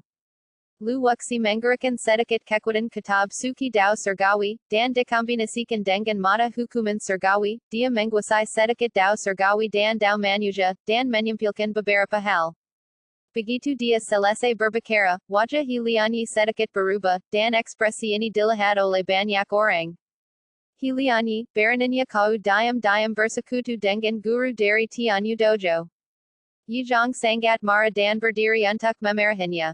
Jika apa yang dikatakan Master Lu benar, maka hilianyi memang tidak kokok menjadi Master di tianshojue. Semua Master lainnya berdiri dan mendukung Lu wuxi satu demi satu. Kecenderungan umumnya adalah mereka harus memilih tim segera mungkin. Tidak seorang pun dapat memastikan apakah pisau jagal lu wuxi akan jatuh di layar mereka. Kamu hanya bicara omong kosong. Bukti apa yang kamu miliki? Hilianyi benar-benar keras kepala. Bahkan saat ini, dia masih berusaha mencari alasan. Karena lu wuxi berani mengatakannya, dia pasti tahu sesuatu. Secara umum, seseorang tidak akan menggunakan teknik dao surgawi dengan mudah, untuk menghindari serangan balik. Dengan tianyin meskipun reaksi dari dao surgawi minimal, tetap lebih baik berhati-hati. 3 hari yang lalu, kamu dan Tian Zijin minum di Zui Shang Lu. Kamu seharusnya tahu apa yang kamu katakan. Apakah kamu ingin aku melanjutkannya? Mata lu wuxi menjadi dingin, dan hawa dingin yang menjijit menyebabkan suhu di seluruh wala turun tajam. Guru Lu, apa yang mereka katakan? Tanya Jia Ruonan. Mentor mereka adalah penjakit setia lu wuxi, dan mereka yang pertama bangkit dan mendukungnya saat ini. Tian Zijin pernah bergabung dengan Heiji Dojo sebelumnya, dan sekarang reputasinya hancur. Quote. Para instruktur di sekitar menunjuk dan berbicara. Memang tidak masuk akal bagi hilianyi untuk bergaul dengan Tian Zijin. Tidak lama setelah kehancuran Black Machine Dojo, Tian Zijin bergabung dengan musuh bebuyutan tianshojue. Lu wuxi hari ini benar-benar berbeda dari lu wuxi yang biasa. Beberapa bulan yang lalu, lu wuxi selalu dalam posisi pasif, tetapi kali ini, lu wuxi mengambil inisiatif dan membuat semua bahaya tersembunyi menghilang begitu saja. Termasuk Yilinghan, semua orang bingung. Apa maksud lu wuxi saat memancing ular itu keluar dari lubangnya? Betapa konyolnya. Apakah ada yang salah dan gangku minum bersama seorang teman lama? Jejak kepanikan muncul di wajah hilianyi. Dia tidak mengerti bagaimana lu wuxi tahu bahwa dia dan Tian Zijin sedang minum di Zui Shang Lu. Masalah ini sangat rahasia dan tidak seorang pun mengetahuinya, termasuk Tuan. Karena lu wuxi tahu tentang hal itu, hilianyi pun mengakuinya dengan murah hati.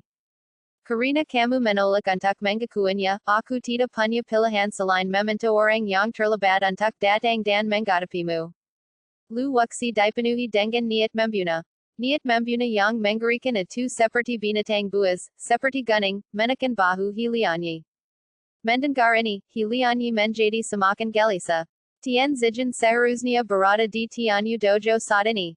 Kalau begitu aku ingin melihat bagaimana kau menghadapiku. Hilianyi tersenyum. Adalah angan-angan baginya untuk menghukumnya berdasarkan pernyataan sepihak lu wuxi. Para mentor lainnya tetap diam, tidak berani berbicara dengan mudah. Mata semua orang tertuju pada wajah lu waksi, menunggu untuk melihat bagaimana dia akan berakhir. Tuan Chong, tolong bawa orang itu masuk. Lu waksi tiba-tiba berkata ke arah luar Allah. Pada saat ini, Chong Zicheng melangkah masuk dari luar, memegang Tian Zijin yang sekarat di tangannya. Melihat Tian Zijin yang lesu, jantung Hilianyi berdebar kencang dan dia tiba-tiba mundur selangkah, merasakan kegelisahan yang kuat di hatinya. Bang! Chong Zicheng melempar Tian Zijin keluar dan dia terjatuh dengan keras ke lantai Allah. Pada hari ketika Lu Wuxi menjadi tamu di Shangjiazang, Tian Zijin dan beberapa orang lainnya menjepasi api, menarik banyak orang untuk menjepang Shangjiazang. Chong Zicheng belum menyelesaikan masalah dengannya. Saat rasa sakit habata tu datang, Tian Zijin menjerit, perlahan-lahan duduk, dan melihat sekelilingnya dengan linglung. Saat dia melihat Lu Wuxi, Tian Zijin begitu ketakutan hingga dia gemetar dan hampir pingsan. Guru Tian, lama tidak berjumpa. Lu Wuxi tampak tidak berbahaya dan membungkuk untuk melihat Tian Zijin. Entah mengapa, saat Tian Zijin melihat wajah Lu Wuxi yang tidak berbahaya, dia merasa takut dari lubuk hatinya dan tubuhnya terus gemetar. Lu Wuxi, apa yang akan kau lakukan? Tian Zijin panik dan menggerakkan tubuhnya mundur sedikit demi sedikit. Chong Zicheng berdiri di belakang Tian Zijin dan tiba-tiba menendangnya, jujur saja, apakah kamu belum cukup menderita?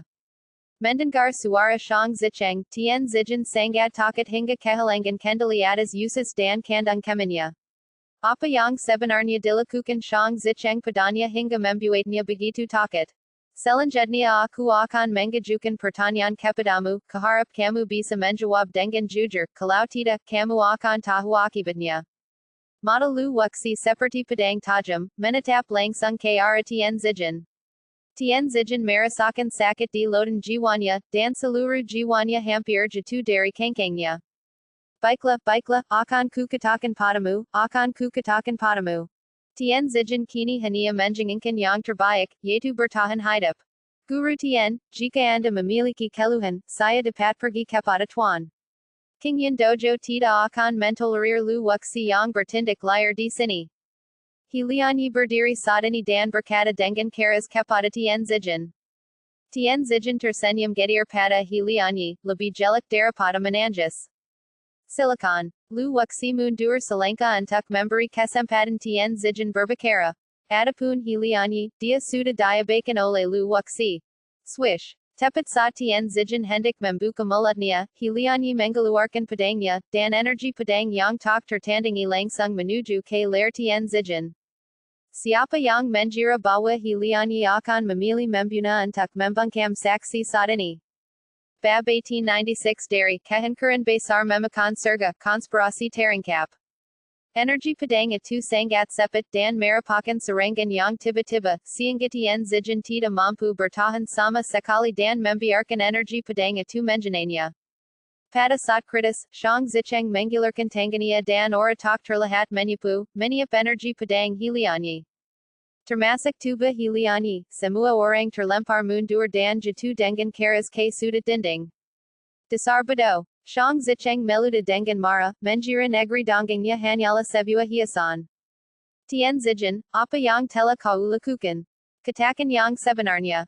Semua instruktur di alam mendengar idumum bahwa Hilianyi pasti telah bersekongkol dengan Tian Zijin, dan Lu Wuxi mengetahuinya. Beberapa hari yang lalu, Hilianyi datang menemui saya dan mengatakan bahwa dia ingin meninggalkan Qingyan Dojo, tetapi sebelum pergi, dia ingin menyingkirkan Lu Wuxi. Tian Zijin tidak berani menyembunyikan apapun dan menceritakan semua tentang percakapan antara Hilianyi dan dirinya. Apa? Raut wajah semua orang berubah drastis saat mendengar berita itu.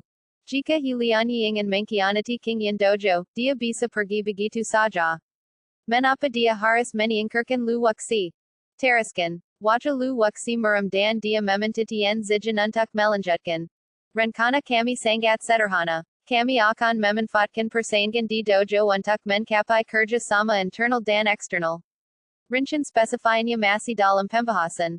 Hilianyi, sebagai orang dalam, dapat memberikan banyak informasi kepada dojo Tianyu. Tuwan saya adala bertindik sebagai mak kamblang dan secara diam memikit yilinghan, menshitakan peluang bagi dojo tianyu untuk membuna lu wuxi. Tian zijan menceritakan keseluruhan ceritanya. Mendengar rencana ini, yilinghan menjadi sangat marah hingga seluruh tubuhnya gemetar. Untingnya, lu wuxi memancing alar itu keluar dari lubangnya dan menarik Hiliani keluar, kalau tidak akibatnya akan mengerikan.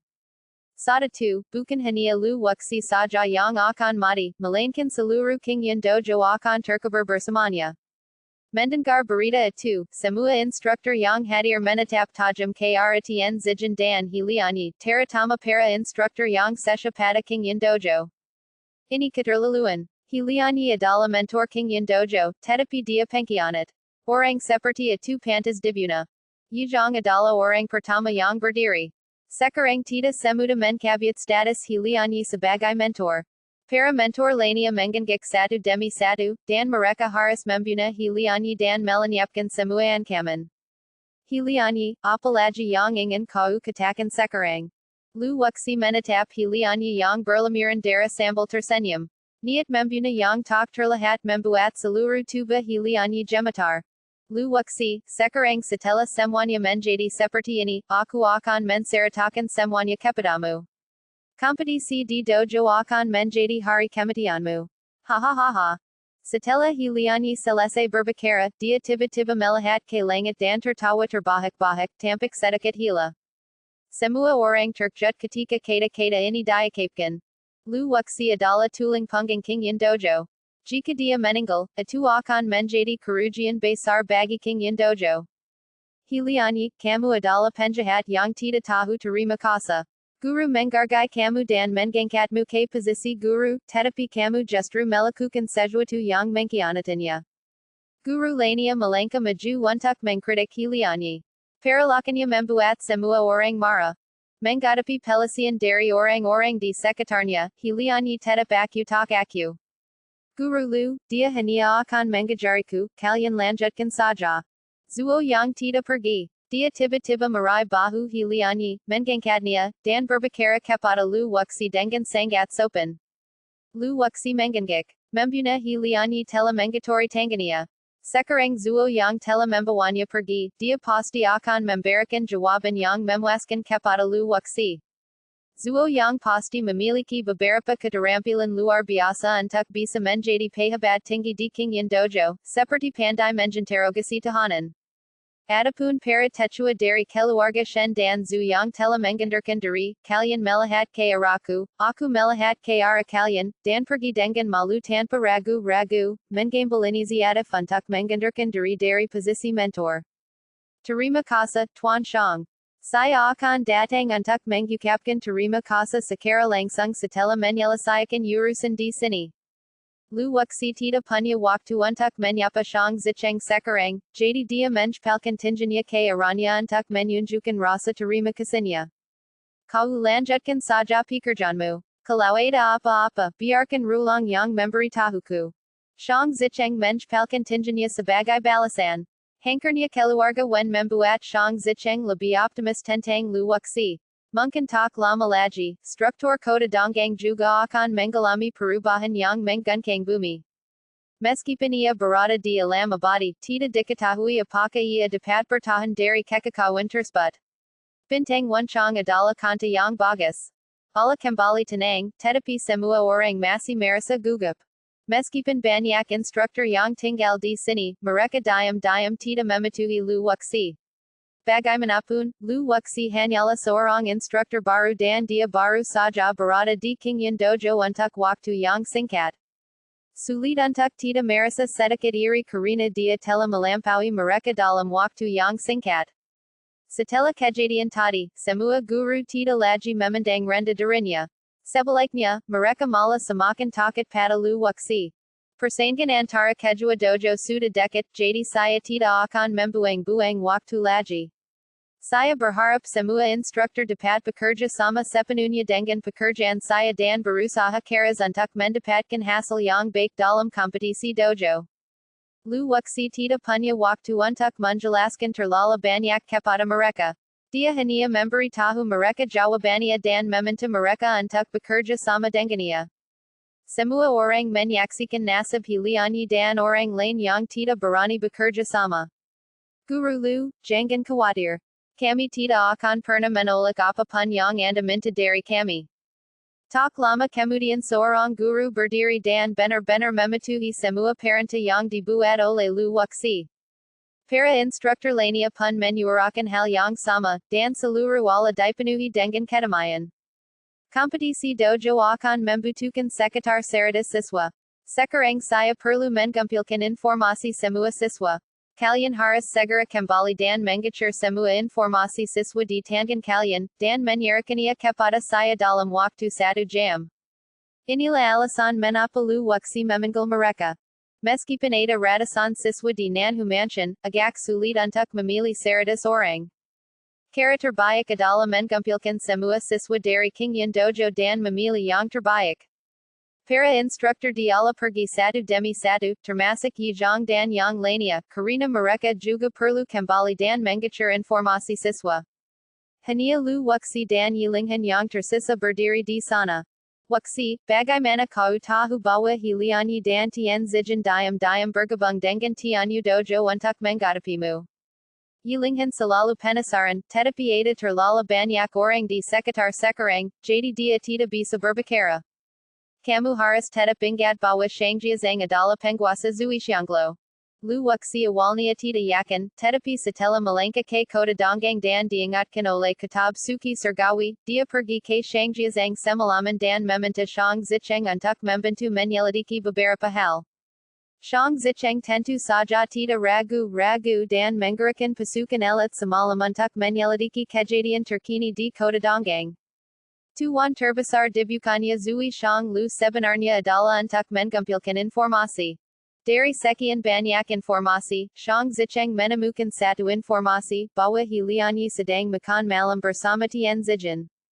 Mereka berdua memesan kamar pribadi dan tidak meminta rombongan, jadi Shang Zicheng tidak tahu apa yang mereka bicarakan. Shang Zicheng masih ingat dengan jelas bagaimana tianshojue menjepang Shangji Zhang bulan lalu, dan tentu saja dia mensiam adanya konspirasi. Mereka menemukan tianshojue semalam dan memenjarakannya, dan akhirnya membuatnya mengatakan kebenaran melalui penyiksaan. Tepat ketika Lu Wuxi mengucapkan selamat tinggal kepada Gong Sun Jong, Shang Zicheng menjiraminya pesan, yang menggarakannya dengan dialog tadi, di mana Lu Wuxi menggunakan teknik memikat ular keluar dari lubangnya. Bahkan jika hiliannya tidak bangkit untuk memprovokasi Lu Wuxi, dia tidak akan lolos dari kematian hari ini. Alasan mengapa Lu Wuxi melakukan ini bukan hanya untuk memancing hiliannya keluar, tetapi juga untuk orang lain. Para tetua keluarga Shen dan keluarga Zhu adalah kanta yang baik. Untungnya, kita sudah mengetahuinya lebih awal, kalau tidak, akibatnya akan mengerikan. Yilinghan tampak ketakutan. Hal yang paling menakutkan bukanlah kolaborasi internal dan eksternal, tetapi memanfaatkan persaingan untuk membunuh Lu Wuxi. Ini adalah hal yang paling penting. Tianyu Dojo telah memasukkan Lu Wuxi ke daftar pembunuhan. Setelah menunggu sekitar setengah jam, para instruktur ini kembali, masing-masing membawa buku tebal yang berisi catatan semua siswa. Taruh saja barang-barang itu di sini, dan kalian kembali dulu. Kata Lu Wuxi kepada semua orang. Jika Guru Lu punya permintaan, beri tahu kami saja. Kami selalu siap melayani Anda. Guru-guru ini berubah begitu cepat. Banyak dari mereka yang berusia hampir 100 tahun. Saat ini, mereka tampak begitu menawan. Jika para siswa melihatnya, mereka mungkin akan terkejut. Lu Wuxi sangat puas dengan sikap mereka. Setelah kejadian ini, tidak ada instruktur di Kingyan Dojo yang akan memusuhi dia lagi. Setelah semua orang pergi, Lu Wuxi mengambil buklet di atas meja dan membolak-baliknya dengan kecepatan sangat cepat. Ekspresi Ana mungkil di wajah Yilinghan. Dia baru saja membaca beberapa halaman, tetapi Lu Wuxi sudah selesai membaca beberapa buklet. Kecepatan membaca ini sungguh luar biasa. Lu Wuxi hanya butuh sekengkar untuk menyelesaikan membaca ratusan buklet itu. Tutup mata Anda, dan nama serta informasi setiap orang akan muncul dalam kitab suci surga. Halaman tianyan lu tiba tiba bergerak dan kehidupan masa lalu dan masa kini semua orang mungkil. Saya tidak menyangka tianyan lu memiliki fungsi ini. Ini menghemat banyak waktu saya dan saya tidak perlu menyuringnya satu persatu. Kata lu wuxi dalam hati. Sangat sulit untuk memilih 100 orang dari ribuan orang. Mulailah memilih dari tianyan lu. Kompetisi dojo pada dasarnya adalah tentang alkimia, pemurnian senjata, formasi, jimat, seni bela diri, seperti racun, sihir, DLL, yang merupakan jalur minor. Meskipun ada kompetisi tersebut tidak terlalu menghibur. Kompetisi skala kecil semacam ini tidak menarik perhatian dan hanya sedikit instruktur yang berpartisipasi di dalamnya. Setelah menghabiskan waktu sekitar sebatang dupa, Lu Wuxi meminta Yilinghan mengeluarkan kertas dan pena. Lu Wuxi mengucapkan setiap nama satu persatu, dan Yilinghan segera menuliskannya. Awalnya, Lu Wuxi tidak percaya bahwa ia benar-benar dapat mengingat semua isi buku itu. Ketika Lu Wuxi membacakan nama-nama itu, matanya penuh dengan keterkejutan. 100 nama mungkil di kertas, banyak di antaranya memiliki tingkat kultivasi rendah, hanya pada tingkat negeri dongeng atas. Shang Rulong, Shiwa dan yang lainnya tentu saja ada di sana. Bersihkan halaman di sisi timur kediaman Nanhu dan biarkan 100 orang ini tinggal di sana. Tidak seorang pun diizinkan masuk tanpa perintahku. Lu Wuxi meminta Yilinghan untuk melakukannya dengan cepat, sementara dia duduk di ala dan teras berpikir. Informasi yang dapat digali dari Tian Zijin terlalu sedikit dan dia tidak tahu bagaimana Tianyu Dojo akan menanganinya. Terlalu banyak ketidakpastian mengenai masa depan. Kitab Suki Langit dan Bumi hanya dapat berspekulasi bahwa ada bahaya, tetapi tidak dapat berspekulasi tentang hal lain. Seluruh dojo Qingyan dengan cepat menjadi sibuk dan para siswa terpilih memiliki ekspresi kegembiraan dan kejutan di wajah mereka. Terutama para siswa yang biasanya tidak menunjukkan bakat mereka terkejut bahwa mereka dipilih oleh guru Yi. Semua orang tahu bahwa dipilih oleh guru Lu akan menghasilkan prestasi tak terbatas di masa depan. Shang Rulong, Shiwa dan yang lainnya sekarang membuat kemajuan besar dalam kultivasi mereka, dan banyak orang iri pada mereka. BAB 1897 dari Seni Melahap Surga yang Kehancuran Besar. 100 mahasiswa berkumpul di rumah yang dikosongkan. Shang Rulong dan Shiwa tentu saja menjadi objek buruan semua orang, dan banyak orang datang untuk menyapa. Terutama Shiwa, banyak orang membicarakannya secara pribadi. Shiwa adalah murid langsung Lu Wuxi. Di antara sekian banyak siswa, hanya Shiwa yang diajar langsung oleh Lu Wuxi. Menurutmu, apakah instruktur Lu akan mengajari kita secara pribadi? Beberapa siswa dari Upper Fairyland tampak gugup. Mereka memiliki bakat rata-rata dan hanya siswa tingkat rendah di kelas pemula. Berbeda dengan para pelajar di negeri dongeng sejati, mereka memiliki status dan kedudukan yang sangat tinggi. Saya akan merasa puas jika bisa mendapatkan nasihat dari Profesor Lu. Saya sangat senang bisa bertemu dengan Profesor Lu.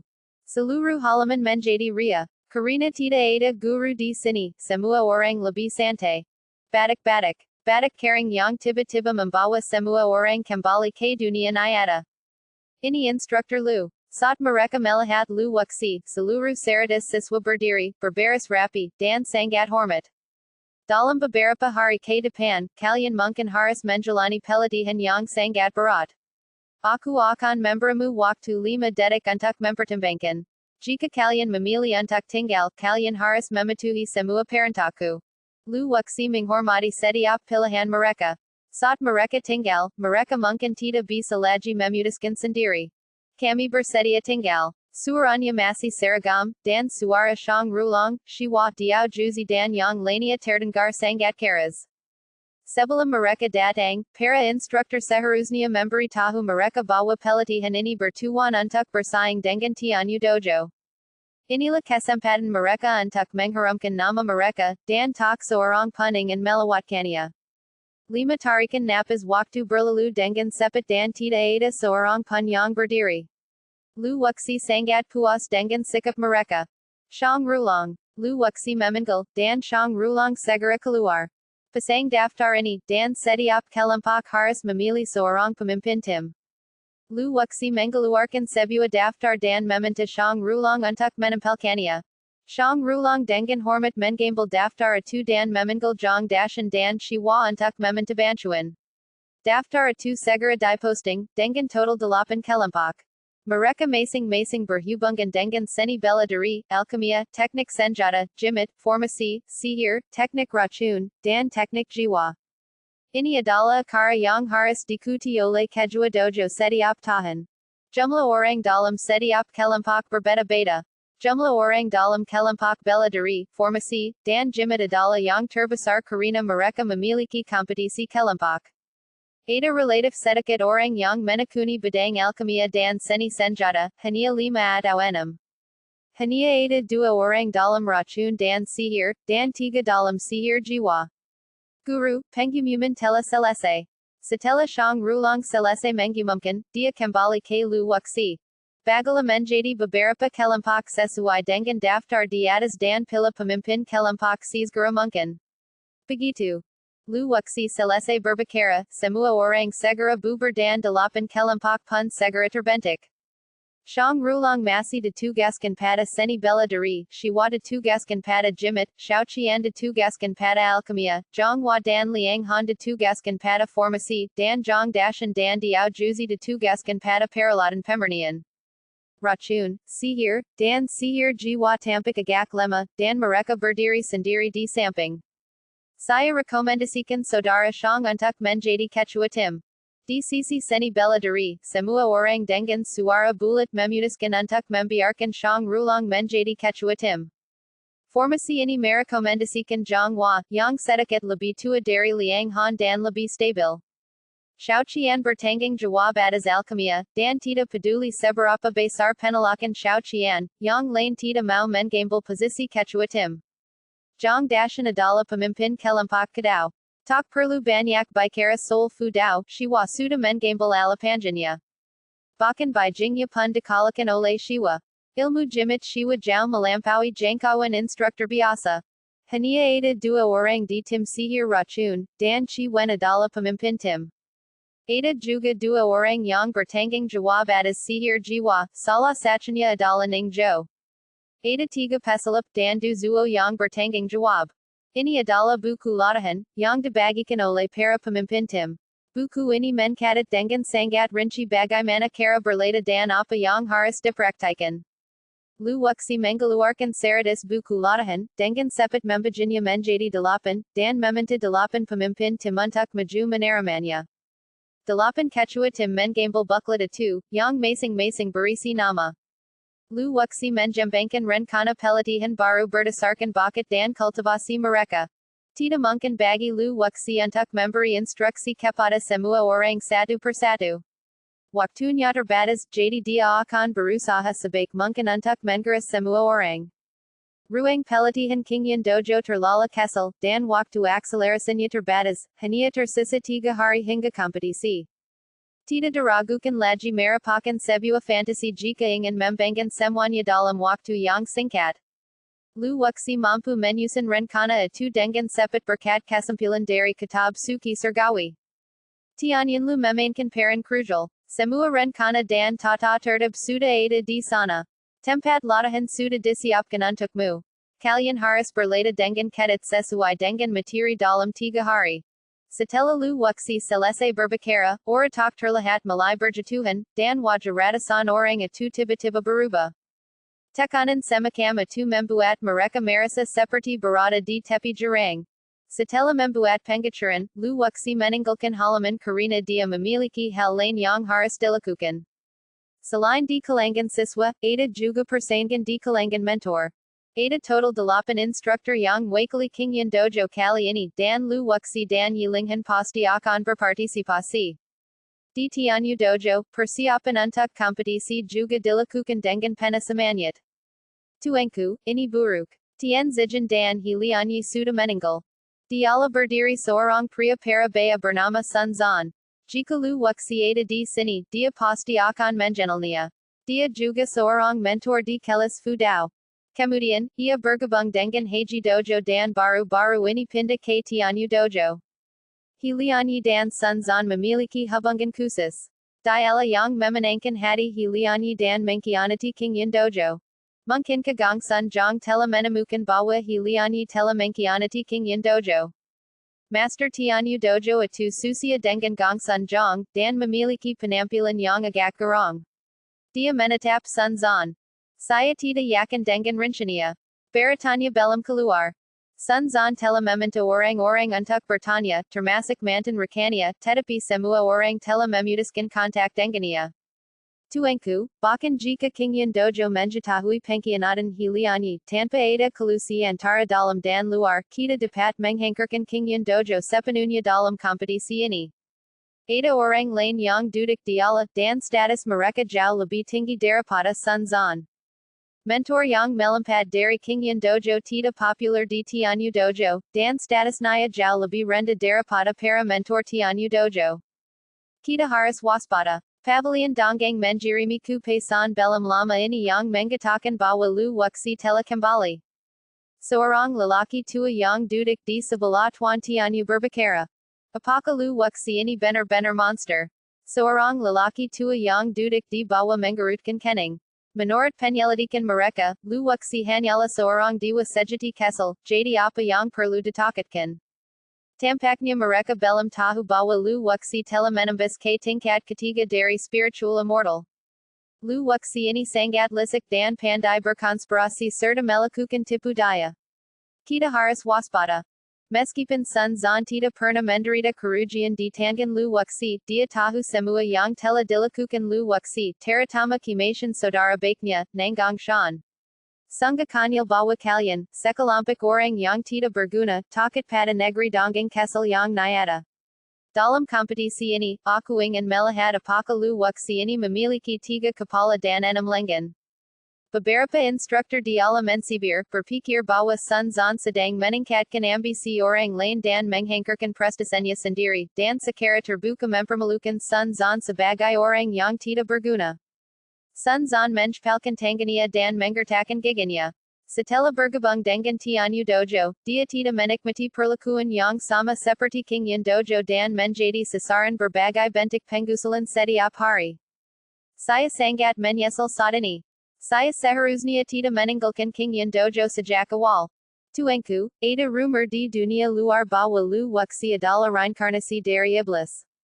Sebaiknya kita berhati-hati. Orang tua yang duduk di sebelah Tuan Tianyu lebih tenang. Informasi dari Pavilion Donggang disampaikan kepadanya, dan penekanannya adalah pada instruksinya untuk waspada terhadap Lu Wuxi. Lakukan rencana sebelumnya dan jangan beri Lu Wuxi kesempatan untuk bertahan hidup. Mulailah pertarungan hidup dan mati. Lord Tianyu merenung sejenak dan berkata kepada semua orang. HMPH, anak ini sebaiknya tidak jatuh ke tanganku, kalau tidak aku akan membuatnya menjalani kehidupan yang lebih buruk dari kematian. Guru yang baru saja mempermalukan Sun Zan mensibir, berharap dia bisa memulai kompetisi sekarang dan menkabak-kabak tubuh Lu Wuxi di depan semua orang. Sering berjalannya waktu, cerdas siswa itu berleda dengan cara yang tidak dapat dijelaskan. Instruktur Lu, apakah Anda telah melakukan kesalahan? Karena kami mewakili kompetisi racun, mengapa Anda tidak mengajarkan kami seni racun? Pria yang duduk di sebelah Ciwen Menggalu tentang menapa instruktur Lu menyuruh mereka berleda setiap hari tentang cara mengidentifikasi racun dan menghindari serangan jarum racun. Kita hanya perlu mengikuti pelatihan instruktur Lu. Waktu hampir habis. Jadi mari kita terus berleda. Ciwen menyuruhnya untuk tidak menggalu, jadi dia berdiri dan terus mengabdikan dirinya pada latihannya. Jika Lu Wuxi ingin Kingyin Dojo menang, ia hanya bisa menggunakan trik tidak ada jalan pintas.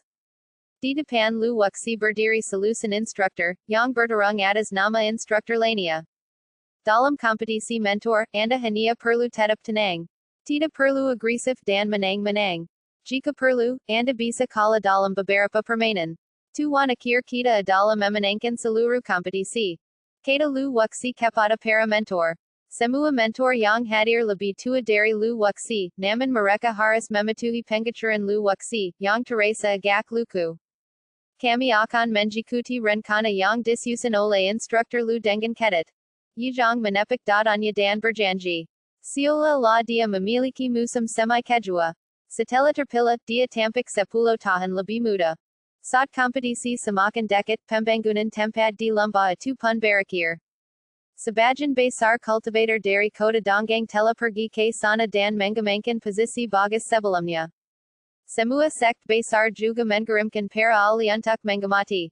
Yigui tiba sehari sebelumnya dan melakukan perjalanan khusus ke Kingyan Dojo untuk menemui Yilinghan dan Lu Wuxi, memberi isyarat kepada mereka untuk bersantai. Sekalipun mereka kalah dalam kompetisi, dengan adanya mansion tuan kota di sana, Tianyu Dojo tidak dapat berbuat apa-apa terhadap mereka. Itu seperti memberi Lu Wuxi suntikan semangat. Setelah 3 hari berlada tanpa tidur, Cerdas murid itu tidak mengalami transformasi total, tetapi orang yang dipancarkan masing-masing murid berbeda. Selama periode ini, Lu Wuxi juga memberikan bimbingan kepada beberapa orang, dan semua orang memperoleh banyak hal. Pada pagi hari keempat, Kingyan Dojo menjadi sangat ramai, dan Cerdas orang yang sedang berlada tertutup muncul di hadapan semua orang. Para siswa yang tidak terpilih merasa iri. Wuxi, tuan sudah berangkat. Kamu akan memimpin tim ke tempat yang ditentukan. Zuo yang muncul, berjalan ke arah Lu Wuxi dan berkata dengan suara rendah. Sekarang, semua urusan Kingyan Dojo dipimpin oleh Lu Wuxi, dan bahkan Zuo yang harus bekerja sama sepenuhnya dengannya. Ayo pergi ke Shilipo. BAB 1898 dari, seni melahap surga yang kehancuran besar. Shilipo. Jaraknya sekitar setengah jam dari kota Donggang. Kawasan Shilipo dalam radius puluhan mil sudah ramai dengan orang-orang, dan para master dari kota-kota besar bergegas ke sana. Setelah alam kuno Yuangkong, banyak keluarga menderita kerugian besar dan tidak pernah pulih. Platform yang dibangun dibagi menjadi 3 tingkat tinggi, sedang, dan rendah. Area tengah adalah yang terendah dan juga merupakan lokasi inti Shilipo, dengan dataran rendah. Area tengah dibangun di tanah datar, menghadap seluruh depresi. Ada banyak platform tinggi yang dibangun di bagian terluar, dari sana Anda juga dapat melihat seluruh area Shilipo, tetapi jaraknya relatif jauh. Di area tengah Shilipo, batu-batu baru besar digunakan untuk membangun cincin guna memfasilitasi persaingan antara kedua dojo. Setiap arena sangat besar dan dapat menampung ratusan orang yang bertarung pada saat yang sama. Terutama arena yang mewakili seni bela diri, yang terbuat dari batu ajaib singa langka, yang memiliki pola singa samar di atasnya. Karena koreknya menyerupai bulu singa maka dinamakan batu ajaib singa.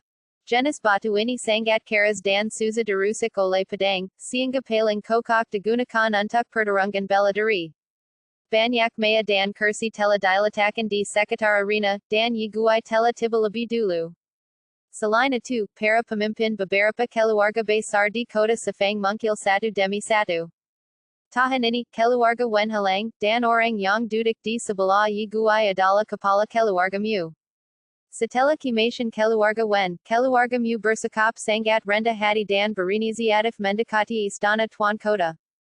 Bahkan pemilik rumah Lalangking pun muncul. Dia adalah seorang sarjana Parabaya, dan Gui duduk di sebelahnya. Kepala berbagai klan di kota Donggang juga bermunculan sila berganti, termasuk keluarga Shen, keluarga Zhu, keluarga Kong, dan keluarga Yu. Shen Guang dan Zhu Chao yang tampak tidak begitu baik, dan mereka juga tidak banyak bicara, tidak seperti keluarga Kong dan keluarga Yu yang banyak bicara. Empat keluarga besar di alam kuno Yuangkong masing-masing menderita kerugian. Sebagai perbandingan, keluarga Shen dan keluarga Zhu menderita kerugian yang lebih besar. Shen kan meninggal, dan tuan muda keluarga Zhu meninggal. Mereka adalah harapan masa depan kedua keluarga. Pemimpin sekt Kuangyan muncul. Dia tampak sangat ganas dan memiliki aura dewa yang mengerikan, menekan banyak orang hingga mereka tidak bisa bernapas. Pemimpin sekt Tianji relatif pendiam. Tidak ada yang mengira bahwa pemimpin sekt Tianji masih berusia belasan tahun. Orang tua Meng duduk di sebelah anak laki-laki kesal itu dengan ekspresi penuh hormat di wajahnya, dan pemandangan itu tampak sedikit lucu. Turlabi Laji, Tingkat Kultivasi Anak Kasalini Tita Tingi, Dia Hania Soarang Abadi Sejati. Sosak Jatu, Gongsun Jong Mendarat Tita Jiao Dari Yiguai. Sabajan Basar Maklik Abadi Dudik Di Area Ini. Salam, Tuan Gongsun. Semua Orang Berdiri Satu Demi Satu Dan Memberi Salam Kepada Gongsun Jong. Halo Semuanya. Gongsun Jong Sangat Sopan Dan Membalas Sapaan Atu Dengan Hormat Sambal Menjpalkan Tangan. Boom. Tak lama setelah Gongsun Jong Jatu, Ora yang lebih dahsyat menyapu, disertai pusaran angin hitam, dan seorang lelaki tua perkasa mungkil. Salam, Tuan Tianyu. Chen Guang dan Zhu Chao yang segera berdiri dan memberi salam. Tuan Chen, apakah masih belum ada berita tentang instruktur Chen Kan? Tuan Tianyu berjalan ke arah Shen Guang dan sedikit menggernit. Sudah lama sekali, mengapa tidak ada berita tentang Shen Kan sama sekali? Chen Guang menggelengkan kepalanya. Monaman jiwa Chen Kan telah rusak, yang berarti jiwanya telah terserai berai. Mereka hanya tidak mau mengakuinya. Seorang Yuanjin tingkat 8 benar-benar akan mati di alam kuno Yuengkong. Sebagian besar master pada dasarnya telah tiba. Masih banyak sek dan keluarga kelas 2 dan tingkat kultivasi tertinggi dari para leluhur mereka hanya di puncak Yuanjin. Para siswa dari dua dojo yang tidak berpartisipasi dalam pertempuran duduk di area datar, yang relatif lebih baik. Di daerah paling luar, jumlah tempat duduk lebih sedikit dan kebanyakan orang berdiri untuk menonton. Banyak juga warga biasa di kota Sefang yang datang untuk menyaksikan acara akbar ini. Persaingan antara dua dojo tersebut menyangkut sumber siswa untuk tahan barakatnya. Selain itu, pertaruhan antar dua dojo juga menjadi sorotan. Segala jenis harta karun langka dan berharga mungkil satu demi satu. Para siswa dari Tianyu Dojo telah tiba. Para siswa yang tiba lebih awal tidak memenuhi syarat untuk bergabung dalam duel. Di kejauhan, puluhan instruktur dengan 100 siswa mungkil di hadapan semua orang, masing-masing dari mereka memiliki aura yang sangat kuat. Yang lebih mengerikan lagi adalah bahwa di antara para siswa yang datang ke Tianyu Dojo untuk berpartisipasi dalam pertempuran, tingkat kultivasi terendah adalah alam abadi sejati. Semua orang mengangkat kepala mereka tinggi-tinggi dan memiliki aura yang sangat kuat. Bukankah itu Sun Zan? Aku ingat dia adalah instruktur Yin Dojo. Di antara puluhan instruktur, beberapa dari mereka baru saja bergabung dengan Tianyu Dojo belum lama ini dan sekarang mewakili Tianyu Dojo dalam pertempuran. Kau sudah lama mengkhianati Yin Dojo. Tetua Wu, yang duduk di sebelah Yi Guai, mengeluarkan suara menjejak ringan. Sun Zan menutup mata terhadap orang-orang yang menunjuk dan berbicara di sekitarnya. Seekar bering yang bijak memilih pohon untuk bertengger, dan seorang pendeta yang bijak memilih tuan untuk dilayani. 100 siswa dan lebih dari 10 instruktur dari Tianyu Dojo berjalan menuju area yang ditentukan. Kompetisi antara kedua dojo akan berlangsung selama beberapa hari. Para siswa dari Yin Dojo telah tiba. Tidak lama setelah para siswa dari Tianyu Dojo tiba, Lu Wuxi mungkil di hadapan semua orang, diikuti oleh selusin instruktur dan 100 siswa. Orangnya tidak sekuat Tianyu Dojo. Banyak siswa yang sangat gugup dan melihat sekeliling sambil berjalan. Tidak ada yang bisa dilakukan. Hanya tersisa 3 hari, dan akan sangat bagus jika Lu Wuxi dapat mengumpulkan 100 orang. Tidak seperti Tianyu Dojo, persiapannya dimulai setengah tahun lalu dan mereka hanya menunggu hari ini. Apa yang terjadi? Ada juga Fairyland di sini, di Yin Dojo. Melihat barisan di sini, terjadi keributan di mana-mana. Sebagai perbandingan, Yin Dojo sedikit tertinggal di belakang Tianyu Dojo. Meskipun Yin Dojo telah kehilangan banyak murid, tidak sulit untuk memilih 100 dewa sejati. Banyak orang bertanya dengan bingung, tidak memahami operasi Yin Dojo. Para murid dari Tianyu Dojo melihat ke sini, dan ekspresi menjejak mungkil di wajah semua orang. 100 orang ini semuanya dipilih oleh Lu Wuxi. Apa yang sedang dilakukan anak ini? Fakta bahwa Lu Wuxi memilih 100 siswa bukan lagi rahasia dan semua orang mengetahuinya. Kudengar Lu Wuxi adalah orang yang sangat bijaksana dan pandai menyusun strategi, tapi sekarang tampaknya dia biasa saja. Lu Wuxi Menghankerkan Keluarga Wen Dengan Mengandalkan Kebijaksanan Dan Strateginya, Teratama Tiga Strategy Yang Diganakania Sakara Bersaman, Yang Membuat Banyak Orang Bersorak. Tetapi pada sadani Tita Semua Orang Dapat Mengerti. Gui, Apaka Kamu Bisa Melihat Sesuatu. Tanya Sarjana Para Baya Yang Duduk di Sebelah Gui. Pemilik Rumah Lalangking Tita Hadir di Pelalangan Haria Tu. Kemudian, dia menjetahui seluruh cerita dari Gui. Saya tidak mengerti, tetapi Lu Wuxi pandai mengambil pendekatan yang tidak konvensional. Tidak diketahui siapa yang akan menang sampai saat terakhir. Sampai batas tertentu, Gui masih percaya pada Lu Wuxi. Mampu melakukan begitu banyak hal yang mengguncang dunia, bagaimana mungkin dia tidak tahu bahwa persaingan antara kedua kuil itu adalah masalah hidup dan mati. Sarjana Setengah Baya itu menggengek tatapannya tertuju pada Lu Wuxi, dan indera spiritualnya yang kuat langsung tertuju pada Lu Wuxi. Saat Lu Wuxi mungkil, kesadaran spiritual yang tak terhitung jumlahnya menempanya, dan kitab suci langit dan bumi pun terbuka, dan semua kesadaran spiritual tidak dapat mendekatinya sama sekali. Ditambah dengan pengaruh kekuatan mental, medan magnet samar mungkil di sekitar Lu Wuxi, sehingga menyulitkan bahkan kesadaran alai tingkat kesembilan seorang abadi untuk mendekatinya. Sangat menarik. Kata pemilik rumah lalangking sambil tersenyum. Apakah dia Lu Wuxi? Tanya Tuan Tianyu dengan. Ya, lelaki tua yang duduk di sebelah Tuan Tianyu menggengek. Potret Lu Wuxi telah tersebar ribuan mil jauhnya. Dia memimpin seratus siswa ke area seberang Tianyu Dojo, menunggu kompetisi dimulai. Lu Wuxi, kuci lehermu dan tunggu aku memanennya. Teriakan keras datang dari sisi berlawanan Lu Wuxi. Seorang mentor setengah baya dengan penampilan jelek mengeluarkan suara ganas. Lu Wuxi menggangkat kepalanya dan menatap ke seberang, dengan niat membunuh yang dahsyat di matanya. Nama orang ini adalah Li Baoshu. Dia adalah orang yang kejam dan mengajar kelas formasi di Tianyu Dojo. Yilinghan berdiri di samping Lu Wuxi dan berkata dengan suara rendah. Tahun lalu, ketika dua dojo berkompetisi, lawan Yilinghan adalah dia, tetapi dia akhirnya dikalahkan oleh Li Baoshu.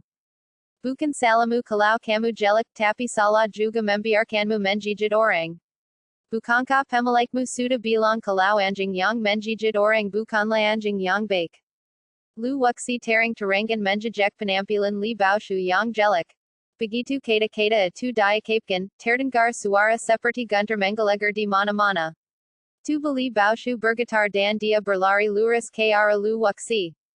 Karena ibunya mengalami kesulitan saat melahirkan, dia terjepit hebat saat melahirkan, menyebabkan kepalanya kekat dan fitur wajahnya berubah, sehingga penampilannya berubah.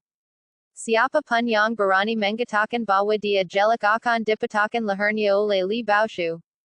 Di Tianyu Dojo, lebih baik menyinggung atasan daripada menyinggung Li Baoshu. Selain mempermalukan Li Baoshu karena penampilannya yang jelek, dia juga memanggilnya anjing. Karena hanya anjing hila yang menjijit. Kembalilah. Dalam beberapa bulan terakhir, kultivasi Yilinghan telah meroket dan dia sudah selangkah lebih maju dari Li Baoshu. Dengan satu tamparan, Li Baoshu langsung terbang kembali. Li Baoshu berada di level pertama Yuanjin, sedangkan Yilinghan hanya berada di level ke-9 Zangxian tahun lalu, itulah sebabnya ia kehilangan satu gerakan. Hal itu mungkin tidak terjadi dalam kompetisi tahun ini. Boom! Li Baoshu jatuh ke tanah, dan batu-batu di bawah kakinya meledak satu demi satu. Yilinghan tidak sopan saat dia menggunakan serangan telepak tangan tadi. Kompetisi belum dimulai, tetapi suasananya sudah mulai tegang. Li Baoshu ingin bergegas keluar, tetapi dihentikan oleh guru di sampingnya. Akan ada banyak kesempatan untuk membunuh Lu Wuxi segera, jadi tidak perlu terburu-buru. Lu Wuxi tidak punya dendam terhadap Tianyu Dojo, jadi mengapa pihak lain memasukkan Lu Wuxi ke dalam daftar pembunuhan? Anak ini punya lidah yang beratun. Dia berani menertawakan kejelekan Li Baoshu secara terbuka. Dia pasti yang pertama. Para biksu yang menyaksikan pertempuran di sekitar berbisik-bisik. Bahkan banyak alam abadi tingkat tinggi tidak berani mempermalukan Li Baoshu. Semua orang tahu bahwa Li Baoshu adalah anjing gila. Dia hanya memamerkan kefasahannya. Mari kita lihat bagaimana dia meninggal nanti. Tita Ada Yang Optimus Tentang Lu Wuxi. Bake dalam hal kultivasi atau later belakang, Lu Wuxi jauh lebih rendah daripada para mentor veteran itu. Semuanya, harap diam. Pada saat ini, sesesak mungkil di tempat kejadian dan mengganggu semua orang. Kegaduhan di sekitar berangsur-angsur mereda, dan mata semua orang tertuju pada lelaki tua di tengah. Saya seorang lelaki tua yang berbakat, tetapi saya merasa terhormat karena diakui oleh kedua guru terhormat karena merekomendasikan saya. Tahun ini, saya akan menjadi tuan rumah kompetisi. Antara kedua kuil, nama lelaki tua itu adalah Qian Yao. Dia tidak memiliki hubungan dengan kedua kuil itu dan hanya seorang perantara. Qian Yao tidak memihak pada Qingyan Dojo, dia juga tidak memihak pada Tianyu Dojo. Dia memiliki reputasi yang sangat baik di kota Donggang. Tatapan Lu Wuxi bergerak perlahan dan tiba-tiba jatuh pada posisi di sebelah kanan. Orang ini telah menetapnya sejak dia mungkil. Siapa dia? Lu Wuxi bertanya pada Yilinghan. Dia adalah pemimpin pavilion Donggang, yang juga dikenal sebagai Yama Bertanggan Seribu. Yilinghan merendahkan suaranya. Kota Donggang memiliki radius ribuan mil, dan pavilion Donggang adalah salah satu kekuatan terkuat. Bahkan Shangji Zhang sedikit lebih rendah darinya. BAB 1899, menang dengan kecerdasan.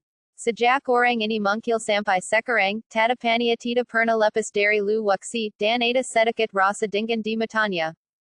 Keduanya saling menatap dan Yama Tangan Seribu tidak menghindari pandangan Lu Wuxi. Mereka saling menatap selama 3 tarikan napas, lalu menggalikan pandangan. Ada sedikit kesangguan di mata Lu Wuxi. Dia melihat niat membunuh yang samar di mata thousand-handed Yama. Pidato pembukaan Qian Yao telah berakhir, dan kompetisi dojo telah resmi dimulai. Berdasarkan aturan tahun-tahun sebelumnya, bagian pertama dimulai dengan teknik racun, dan seni bela diri ditempatkan di akhir. Sihir racun merupakan seni yang kurang penting, jadi wajar jika diletakkan di tahun pertama. Ciwen dan pria lainnya keluar, dan mereka adalah satu-satunya 2 orang yang berpartisipasi dalam pertempuran racun. Di Tianyu Dojo, 4 siswa keluar. Instruktur yang bertugas mengajarkan teknik racun sedang membuat persiapan akhir untuk membantu mereka menganalisis lawan mereka. Pria yang berdiri di sebelah Ciwen bernama Hucho, dan ada ekspresi gugup di matanya. Ini adalah pertama kalinya dia berpartisipasi dalam kompetisi antar dojo. Keluarlah dari sini, kalian semit-semit dari dojo Qingyan. Aku akan mengirim kalian pergi. 2 orang pria bergegas keluar dari dojo Tianyu dan berdiri di arena pertarungan racun. Total ada 2 pertarungan racun. Hanya ada 2 orang di pihak Qingyan Dojo, dan 4 orang di pihak Tianyu Dojo. Dengan kata lain, Qingyan Dojo harus bertarung 1 lawan 2 di kedua pertarungan. Sangat sulit untuk menang. Ciwen menggigit pada Hucho, memberi isyarat padanya untuk tidak gugup. Hucho menarik napas dalam-dalam, menggoyangkan tubuhnya, dan mendarat di panggung penangkal racun. Nak, bagaimana kau ingin mati? Melihat Hucho, kedua murid Tianyu Dojo itu tertawa terbahak-bahak.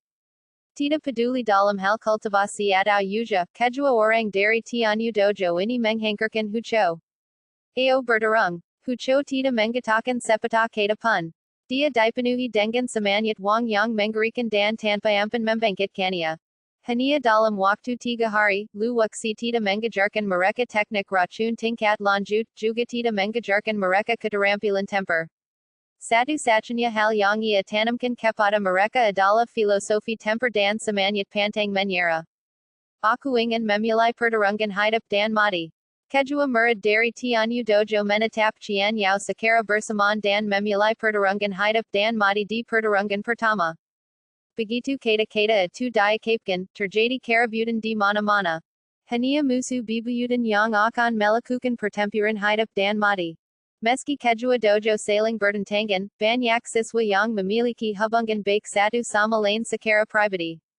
Misalnya, keluarga Shen memiliki murid yang berlada di Qingyan Dojo, dan juga memiliki murid yang berlada di Tianyu Dojo. Orang-orang di sekitar memandang Tuan Tianyu dan Tuan Gongsun, hanya untuk melihat bahwa tidak ada gejolak di wajah mereka. Kamu berhak menolak. Qian Yao menatap Hucho. Jika dia tita setuju, tianyu dojo tentu saja akan menyerah. Pertarungan hidup dan mati harus disatuju oleh kedua belah pihak. Hucu menetap lu waksi, yang mengganggu. Saya setuju. Mata huco menunjukkan tekad. Tindakan huco yang tidak disengaja tadi terlihat oleh banyak orang.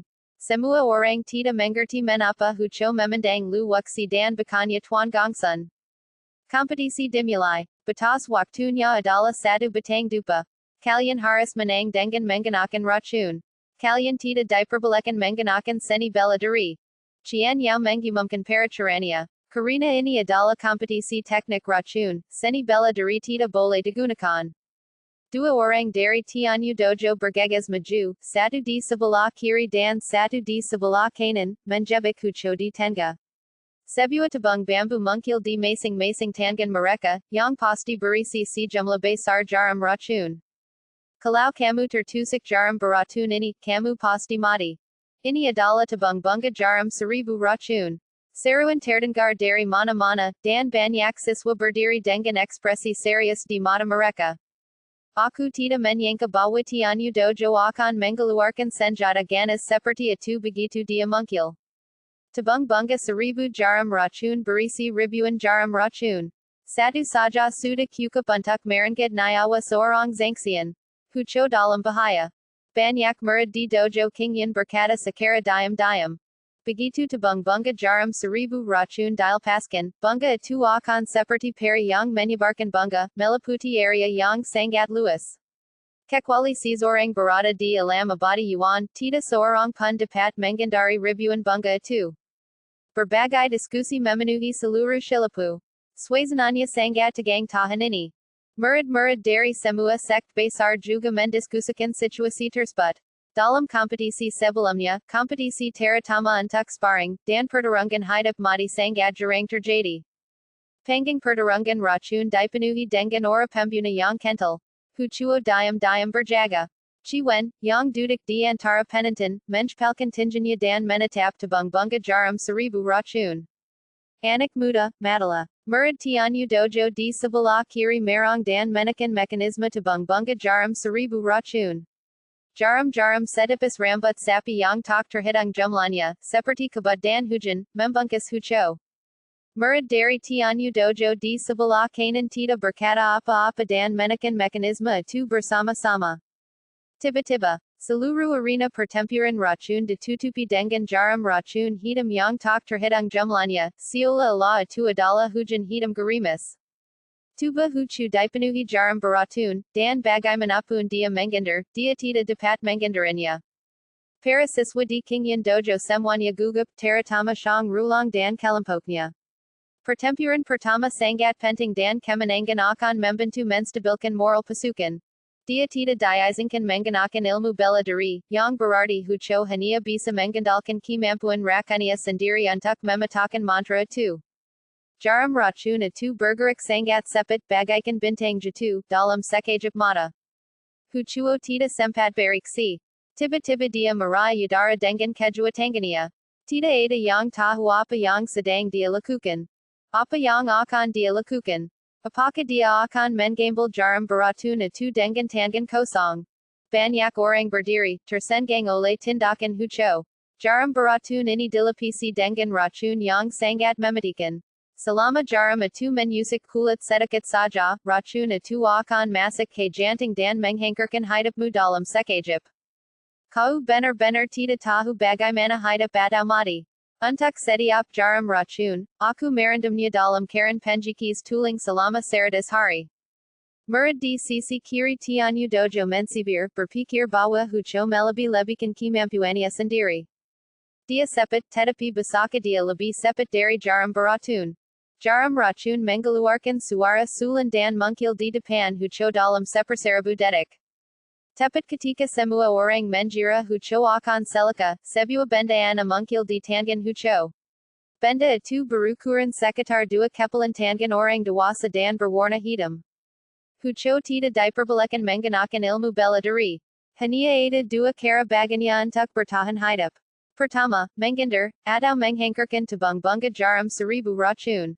Maju. Huchuo bersil pelin, dan benda berbentuk bola di Tanzania terbang keluar dan melayang di atas kepalanya. Saat diluncurkan, semua jarum beratun melesat keluar dan terbang menuju benda bulat di atas kepala Hucho. Tidak seorang pun tahu apa yang terjadi. Apa yang terjadi? Jarum racun itu mengubah lintasannya. Kejadian yang tiba-tiba itu menjutkan semua orang. Termasuk para murid di Kingyun Dojo, mereka semua berada dalam kondisi kebingungan total. Orang lain mungkin tidak tahu kemampuan Hucho, tetapi para murid Kingyun Dojo tahu betul bahwa kultivasinya tidak tinggi dan dia biasanya tidak pamer. Banyak orang tidak mengerti mengapa dia dipilih oleh Lu Wuxi kali ini. Pa. Semua jarum racun itu ditempelkan pada benda berbentuk bulat. Ini. Orang-orang yang duduk di sekitar berdiri bersama. Kali ini, bahkan mereka yang berada di puncak alam Yuanjin tidak dapat memahaminya. Mereka berharap dapat menjulurkan kepala ke lapangan untuk melihat apa yang sedang terjadi. Ini adalah super magneto. Seseorang menyadari bahwa benda hitam yang melayang di atas kepala Hucho bukanlah senjata atau manik racun, melainkan super magneto. Jarum seribu racun terbuat dari besi hitam langka, dan super magneto adalah musuh bebuyutannya. Segala sesuatu memiliki musuh bebuyutannya sendiri, dan segala sesuatu begitu misterius. Apakah ini mungkin? Banyak orang dari alam Yuanjin tampak bingung. Mereka mengira Lu Wuxi akan mengajarkan Hucho dan yang lainnya teknik racun tingkat lanjut. Siapa yang mengira bahwa dia akan menggunakan metode yang begitu kasar? Mengandalkan super magneto, ia memekakan tabung bunga jarum seribu racun milik Tianyu Dojo. Sangat hebat, mengapa aku tidak memikirkan ini? Di masa depan ketika aku bertemu dengan seorang master yang dapat menggunakan jarum racun, aku dapat memiliki sepotong magnetron sebagai cadangan. Banyak biksu menepuk paha mereka, bertanya-tanya mengapa mereka tidak memikirkan ini. Faktanya, semakin sederhana sesuatu, semakin banyak orang yang mengabaikannya. Kedua murid dari Tianyu Dojo saling berpandangan dan melihat sedikit keterkejutan di mata masing-masing. Tabung bunga jarum seribu racun yang sangat mereka banggakan, redak begitu saja. Bahkan Qian Yao, yang berdiri di sudut arena pertempuran racun, memiliki ekspresi terkejut di matanya. Dia sepertinya telah melihat Hucho tergeletak mati di tempat dan kemungkinan magnetron yang tiba-tiba mengubah lintasan pertempuran. Sementara semua orang masih dalam keadaan terkejut, magnetron itu tiba-tiba mulai berputar, memancarkan semburan kekuatan sulan. Swish, swish, swish. Jarum racun hitam yang menempel pada magnetron terlempar mundur dan terlepas dari magnetron. Ribuan jarum beratun berterbangan pada saat yang sama, sangat menakutkan, menutupi langit dan matahari, dan langsung menuju ke dua siswa Tianyu Dojo. Memperlakukan orang lain dengan caranya sendiri merupakan bentuk pembalasan. Perubahan yang tiba-tiba itu membuat kedua murid Tianyu Dojo terkejut. Tidak ada waktu untuk bereaksi, jarum racun sudah mendekat. Dalam keputusan, ia memilih menggunakan seni bela diri, mengeluarkan aura yang kuat untuk menjatuhkan jarum beratun itu. Tercela. Kalian tidak diperbolehkan menggunakan seni bela diri dalam pertarungan racun. Para murid di Kingyun Dojo mengumpat. Para murid di Tianyu Dojo tercela. Guru Lu, apa yang harus kita lakukan? Jika kita menggunakan seni bela diri, akan sulit bagi Hucho untuk menang. Para siswa yang berdiri di samping Lu Wuxi dipenuhi dengan kemarahan yang wajar. Mereka semua memandang Lu Wuxi dan memintanya untuk membuat keputusan. Senyum mungkil di bibir Lu Wuxi, tetapi dia tidak mengatakan apa-apa. Ketika Hucho mengorbankan magnetron tadi, dia diam-diam menkampernya dengan beberapa jarum racun miliknya sendiri. Jarum racun ini tidak terbuat dari besi hitam, melainkan dari kayu besi, dan tidak melekat pada besi raja magnetik. Karena terbuat dari kayu besi, daya tembusnya tentu tidak secepat jarum racun yang terbuat dari besi hitam, namun kelebihannya hanyalah ia mengabaikan aura. Prinsipnya sama dengan jarum alai zanyan. Energi spiritual biasa tidak dapat menghantarkannya. Ribuan jarum racun berterbangan ke angkasa. Dua murid dari Tianyu Dojo berhasil lolos dari jebakan, dan pertempuran ini juga berarti kekalahan mereka. Jika anda menggunakan seni bela diri, anda sudah kalah dalam permainan. Swish, swish. Sebelum kedua lelaki itu sempat merayakan, dua jarum beratun tanpa sengaja menusuk leher mereka. Rasanya seperti digigit nyamuk. Jarum racun yang terbuat dari kayu besi itu tidak besar dan tidak menembus hingga ke dalam leher mereka, tetapi hanya sekitar setengahnya saja. Racun mengalir ke trakea dan langsung memasuki pembuluh darah jantung. Bagaimana ini bisa terjadi? Ketakutan terlihat di mata dua murid dari tianshojue. Mereka kalah total. Rencana yang cerdik, dia benar-benar menyembunyikan jarum racunnya di dalam jarum racun lawan. Tepuk tangan Maria terdengar di mana-mana, dan banyak orang tidak dapat menahan diri untuk tidak melihat Lu Wuxi. Hucho jelas tidak punya rencana si kanji itu. Semua ini pasti dilakukan oleh Lu Wuxi.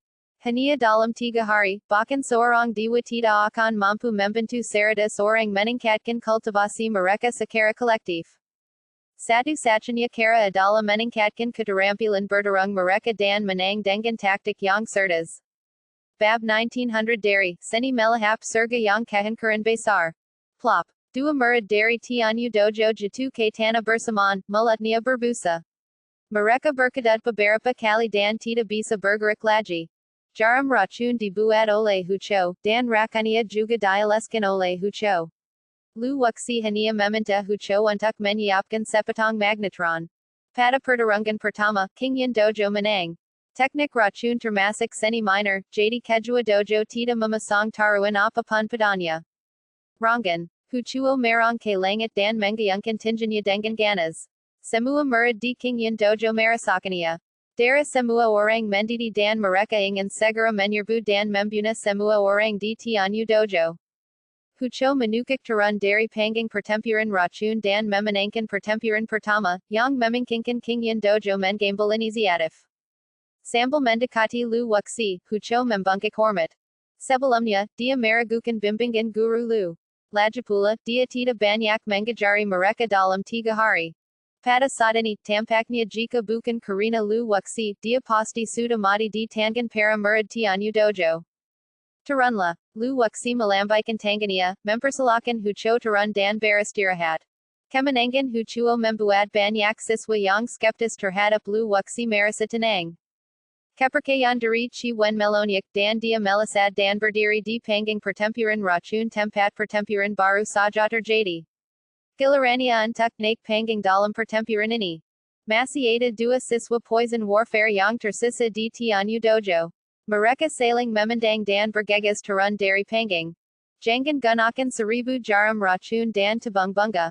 Sebelum naik ke panggung, instruktur yang bertanggung jawab atas teknik racun diam-diam menjirimi mereka pesan agar tidak membuat kesalahan yang sama lagi.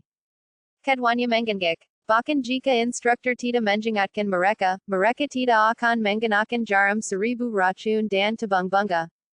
Mereka bertiga berdiri diam, dan tianshojue tidak sekuat sebelumnya. Saya ingin memulai pertarungan hidup dan mati. Orang yang berbicara adalah Chi Wen, yang mengambil inisiatif untuk memulai pertarungan hidup dan mati. Hasil ini di luar dugaan semua orang. Meskipun Kingyan Dojo memenangkan pertandingan, bukan berarti mereka bisa terus menang. Kami setuju. Kedua murid dari tianshojue menggigik setuju tanpa ragu-ragu. Niat membunuh yang tak kailaman merasuki arena pertempuran yang beratun.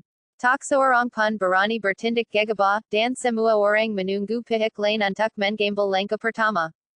Dua murid dari tianshojue tiba-tiba bergerak berkeliaran di sekitar Chi Wen, mencari kesempatan. Tubuh Chi Wen bergetar seperti kusing racun, dan bergegas menuju para siswa tianshojue di sebelah kiri. Dia menggilarkan tangannya dan segenggam jarum beratun mungkil, seperti bunga pir di tengah hujan badai. Mencari kematian. Murid dari tianshojue di sebelah kiri sangat marah. Dia menggilarkan tangannya dan melemparkan jarum beratun. Kantas racun resmi dimulai. Sementara mereka bertarung, para murid dari tianshojue di sebelah kanan mengambil tindakan, dan puluhan anak panah beratun ditembakkan ke arah mereka. Pertempuran resmi dimulai. Dilihat dari situasinya, Chi Wen tidak memiliki kantungan apapun. Para siswa tianshojue telah mempelajari pelajaran mereka dengan baik dan tidak akan mudah dibatahi oleh Chi Wen. dentang. Jarum rachun a tu sailing bertabrakan, dan kaladan a p munkil di kahampahan. Katiga orang a tu berdarung dengan karas.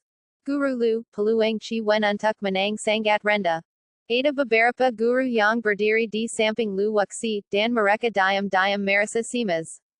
Semua orang tahu bawa kemenangan hucho sepenuhnya karena kepenteran. Tianyu dojo pernah mengalami kekalahan sekali dan tidak mungkin tertipu lagi. Lu waksi tersenyum tanpa mengucapkan sepatah kata pun. Sejak dia muncul hingga sekarang, dia tidak mengucapkan sepatah kata pun kecuali mempermalukan li baushu seperti seekor anjing. Sepat bunuh dia. Orang-orang dari Tianyu dojo mulai berteriak, meminta mereka untuk segera membunuh chi wen dan membalaskan dendam atas kematian dua muridnya. Pertarungan makin lama makin menemui jalan buntu, mereka bertiga makin berhati-hati dan tidak berani mengeluarkan jurus-jurus besarnya. Jika hal ini terus berlanjut, akan sulit menentukan pemenangnya dalam waktu sekejap mata. Situasinya semakin tidak menguntungkan bagi King Yin Dojo. Kultivasi chi wen tidak sebaik mereka. Jika ini terus berlanjut, energi abadinya perlahan akan habis. Dengan semakin sedikitnya jarum racun di tubuhnya, chi wen jatuh ke dalam situasi pasif. Sudah berakhir, kita akan kalah dalam pertempuran ini. Para murid King Yin Dojo yang tidak dapat berpartisipasi dalam kompetisi memiliki prasangka yang mendalam terhadap lu waksi, tetapi mereka tidak berani mengatakannya dengan lantang. Terutama para cultivator alam abadi sejati tingkat tinggi, yang tidak dipilih oleh lu waksi, merasa sangat kesal. Lebih baik kalah. Biar semua orang tahu bahwa tidak semua orang memenuhi syarat untuk berpartisipasi dalam kompetisi dojo. Suara menjejak samar terdengar di sekitar, terutama dari para murid keluarga Shen dan Zhu. Mereka sangat membenci lu waksi. Beberapa instruktur dari keluarga Shen dan Zhu semuanya dikeluarkan oleh lu waksi, dan sekarang status kedua keluarga di King Yin Dojo telah anjlok. Tepat ketika semua orang mengira chi wen pasti kalah, sebuah jarum suntik muncul di tangan chi wen. Ini adalah tabung bunga jarum seribu racun. Saat chi wen mengeluarkan tabung bunga jarum seribu racun, terdengar seruan dari mana-mana, terutama dari Tianyu Dojo, yang menyadari bahwa ada sesuatu yang sangat salah. Baru saja, Tianyu Dojo menggunakan tabung bunga jarum seribu racun, tetapi dibunuh oleh hucho. Sekarang situasinya terbalik. Chi wen mengeluarkan tabung bunga jarum seribu racun, tetapi poin pentingnya adalah bahwa kedua siswa dari sekolah Tianyu tidak memiliki magnetron. Tercela, sangat tercela. Orang-orang dari Tianyu Dojo mulai menganggap bahwa King Yin Dojo terlalu tercela. Tabung bunga jarum seribu racun ini diciptakan oleh Dojo Tianyu mereka, jadi bagaimana bisa Dojo King Yin memilikinya? Tentu saja apa yang ditemukan dari Tian Zijin sekarang berguna. Pembalikan yang tiba-tiba itu membuat Tianyuan Dojo lengah. Swish, swish, swish. Jarum-jarum tipis seperti bulu sapi yang tak terhitung jumlahnya berterbangan dan menutupi kedua murid Tianyu Dojo. Tidak peduli seberapa kuat mereka tidak dapat menghindari serangan jarum beracun itu. Begitu cepatnya, tak terbayangkan cepatnya. Jarum racun itu sangat efektif dalam sekejap mata. Dalam waktu kurang dari seperseribu detik, kedua murid Tianyu Dojo berubah menjadi serangan, tubuh mereka dipenuhi jarum beracun. Wajah kedua pria itu dipenuhi dengan keputusasaan, dan mereka merasa sangat frustrasi atas kekalahan mereka. Aku lupa memberitahumu, aku tidak punya magnetron. Chi wen melempar tabung bunga jarum seribu racun ke tanah, merentangkan tangannya, dan tampak tak berdaya. Begitu kata-kata ini diucapkan, semua orang di Tianyu Dojo merasakan sesak di dada mereka, terutama instruktur yang mengajarkan teknik racun. Dia baru saja menyerangkan agar keduanya tidak menggunakan jarum seribu racun dan tabung bunga. Sekarang tampaknya dia salah besar. Jika dia menggunakan jarum seribu racun dan tabung bunga sejak awal, chi wen la yang akan mati. Enggak. Suara tawa terdengar dari mana-mana, semua orang terhibur dengan chi wen. King Yin Dojo terlala tidak tahu malu. Satu hal menggara ke hal lain. Terlala tidak adil bagi Tianyu Dojo untuk kalah. Banyak orang diam merasa kasihan pada tianshojue, karena yang halang dari tianshojue bukanlah racun, tetapi strategi. Kekalahan ini sama sekali tidak adil. Hanya bisa dikatakan bahwa strategi Lu Wuxi lebih unggul. Kontes teknik racun berbeda dengan kontes seni bela diri. Itu tergantung pada kepintaran. Lebih banyak orang berpikir bahwa Lu Wuxi menang dengan indah. Meskipun Wen yang berdarung melawan Hucho, semua orang tahu betul bahwa Lu Wuxi adalah dalang di balik semua ini. Kedua kompetisi racun berakhir dengan kemenangan tianshojue. Tianshojue kehilangan 4 jenis racun. Momentum di tianshojue tumbuh semakin kuat dengan semua orang mengeluarkan rangan pelan. Guru Lu. Banyak siswa mulai meneriakan nama Lu Wuxi. Reputasi Lu Wuxi didorong ke tingkat yang sangat tinggi. Di antara para mentor tidak ada yang dapat dibandingkan dengan Lu Wuxi. Wajah Tuan Tianyu tampak sangat muram. Kala dalam dua pertandingan tidaklah menakutkan, tetapi kala dengan cara seperti ini agak tidak dapat diterima. Tianshojue mengumumkan bahwa mereka telah mempersiapkan kompetisi hari ini selama setengah tahun.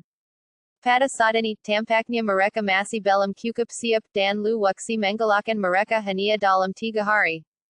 Ini hanya kompetisi teknik racun. Kompetisi yang sebenarnya belum dimulai. Kau bisa menggunakan kepintaranmu sekali, tetapi jika kau terus menggunakannya, tianshojue tidak akan bisa dibatahi.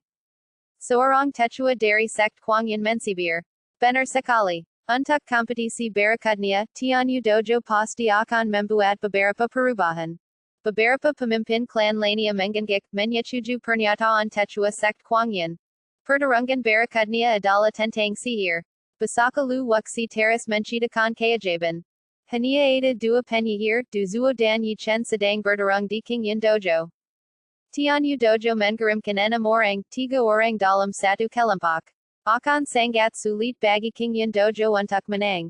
Duzuo dan Yichen berdiri dan berjalan menuju panggung sihir, tempat mereka akan bertanding dengan tianshojue. Hati-hati, jangan sampai tertipu dan menyerang begitu kalian naik. Instruktur yang bertugas mengajarkan sihir di tianshojue berkata kepada mereka berenam. Keenam orang itu menggigit dan memutuskan untuk tidak memberi tianshojue kesempatan apapun. Dengan tembakan vertikal, 3 siswa tianshojue bergegas ke platform sihir. Duzuo menggigit pada Yichen, yang mengambil langkah cepat dan mendarat di sudut platform sihir. Lu Wuxi, jika kita memenangkan pertempuran ini, tianshojue mu akan mundur saja 300 mil. Seorang lelaki tua berjalan keluar dari tianshojue dan berkata kepada Lu Wuxi. Garis pemisah antara dua dojo besar tidak jauh dari kota Linyu. Kala dalam pertempuran ini berarti dojo Qingyan harus menyerahkan kota Linyu. Ini lebih seperti pertempuran militer. Saya setuju. Jika tianshojue kalah, tianshojue akan maju saja 300 mil. Lu Wuxi menyetujui persyaratan tianshojue tanpa ragu-ragu. Jika kita maju 300 mil, kita akan dapat merebut kota Linyu, yang akan mempermudah perekrutan mahasiswa di masa mendatang. Kedua belah pihak sepakat bahwa pertempuran ini bukan hanya tentang menang atau kalah. Pertarungan hidup dan mati, apakah kamu berani menerimanya? Setelah ketiga murid tianshojue berdiri diam, tatapan tajam mereka tertuju pada wajah Yichen. Pria yang berbicara itu bernama Che Xiao. Dia pemberani dan pandai bertarung. Kanan, leluhurnya dulunya adalah orang suki dari klan sihir. Sebagian besar keterampilan sihirnya diwarisi dari para leluhurnya. Di seluruh tianshojue, keterampilan sihirnya benar-benar tak tertandingi. Tuan mengirimnya ke pertempuran pertama sederhana, menggunakan kemenangan untuk membalikan kekalahan. Terima saja. Kata Yichen dengan wajah tegas, menyetujui pertarungan hidup dan mati. Dia gila. Bagaimana mungkin anak ini bisa menandingi mereka bertiga? Orang-orang di bawah panggung mengira Yichen gila. Dua kemenangan tadi telah membuat tianshojue kehilangan akal sehat mereka. Mari kita tunggu dan lihat trik apalagi yang dimiliki Lu Wuxi untuk membalikan keadaan. Berbagai suara terdengar di sekitar. Sebuah tongkat sihir muncul di tangan Che Xiao dan menari-nari di udara. Gelembang kekuatan sihir menyapu sekeliling, menyebabkan pakaian banyak orang berkabar. Kekuatan sihir yang sangat murni. Gelambang Seruan Bergma di Mana Mana, Semua Orang Tersengang Ole Kekuatan Sihir Che Shao. Termasuk Yi Chen, Semua Orang Menunjukkan Sedikit Kesungguhan di Sudut Mata Mereka. Meskipun Kekuatan Sihir Kedua Orang Lainnya Tidak Semerni Che Shao, Mereka Tidak Boleh Diremehkan. Mereka menggunakan kekuatan sihir mereka sendiri untuk menjepung dan memenjarakan Yi Chen. Yi Chen bergerak di udara, dan ala-ala tongkat sihir, sebuah busur panjang muncul di tangannya. Sejak faksi gelap dan terang berdamai, adalah memberikan busur panjangnya kepada Lu Wuxi. Lagu terakhir Seren. Yi Chen bernyanyi pelan. Dia telah berleda mantra sihir ini selama 3 hari terakhir.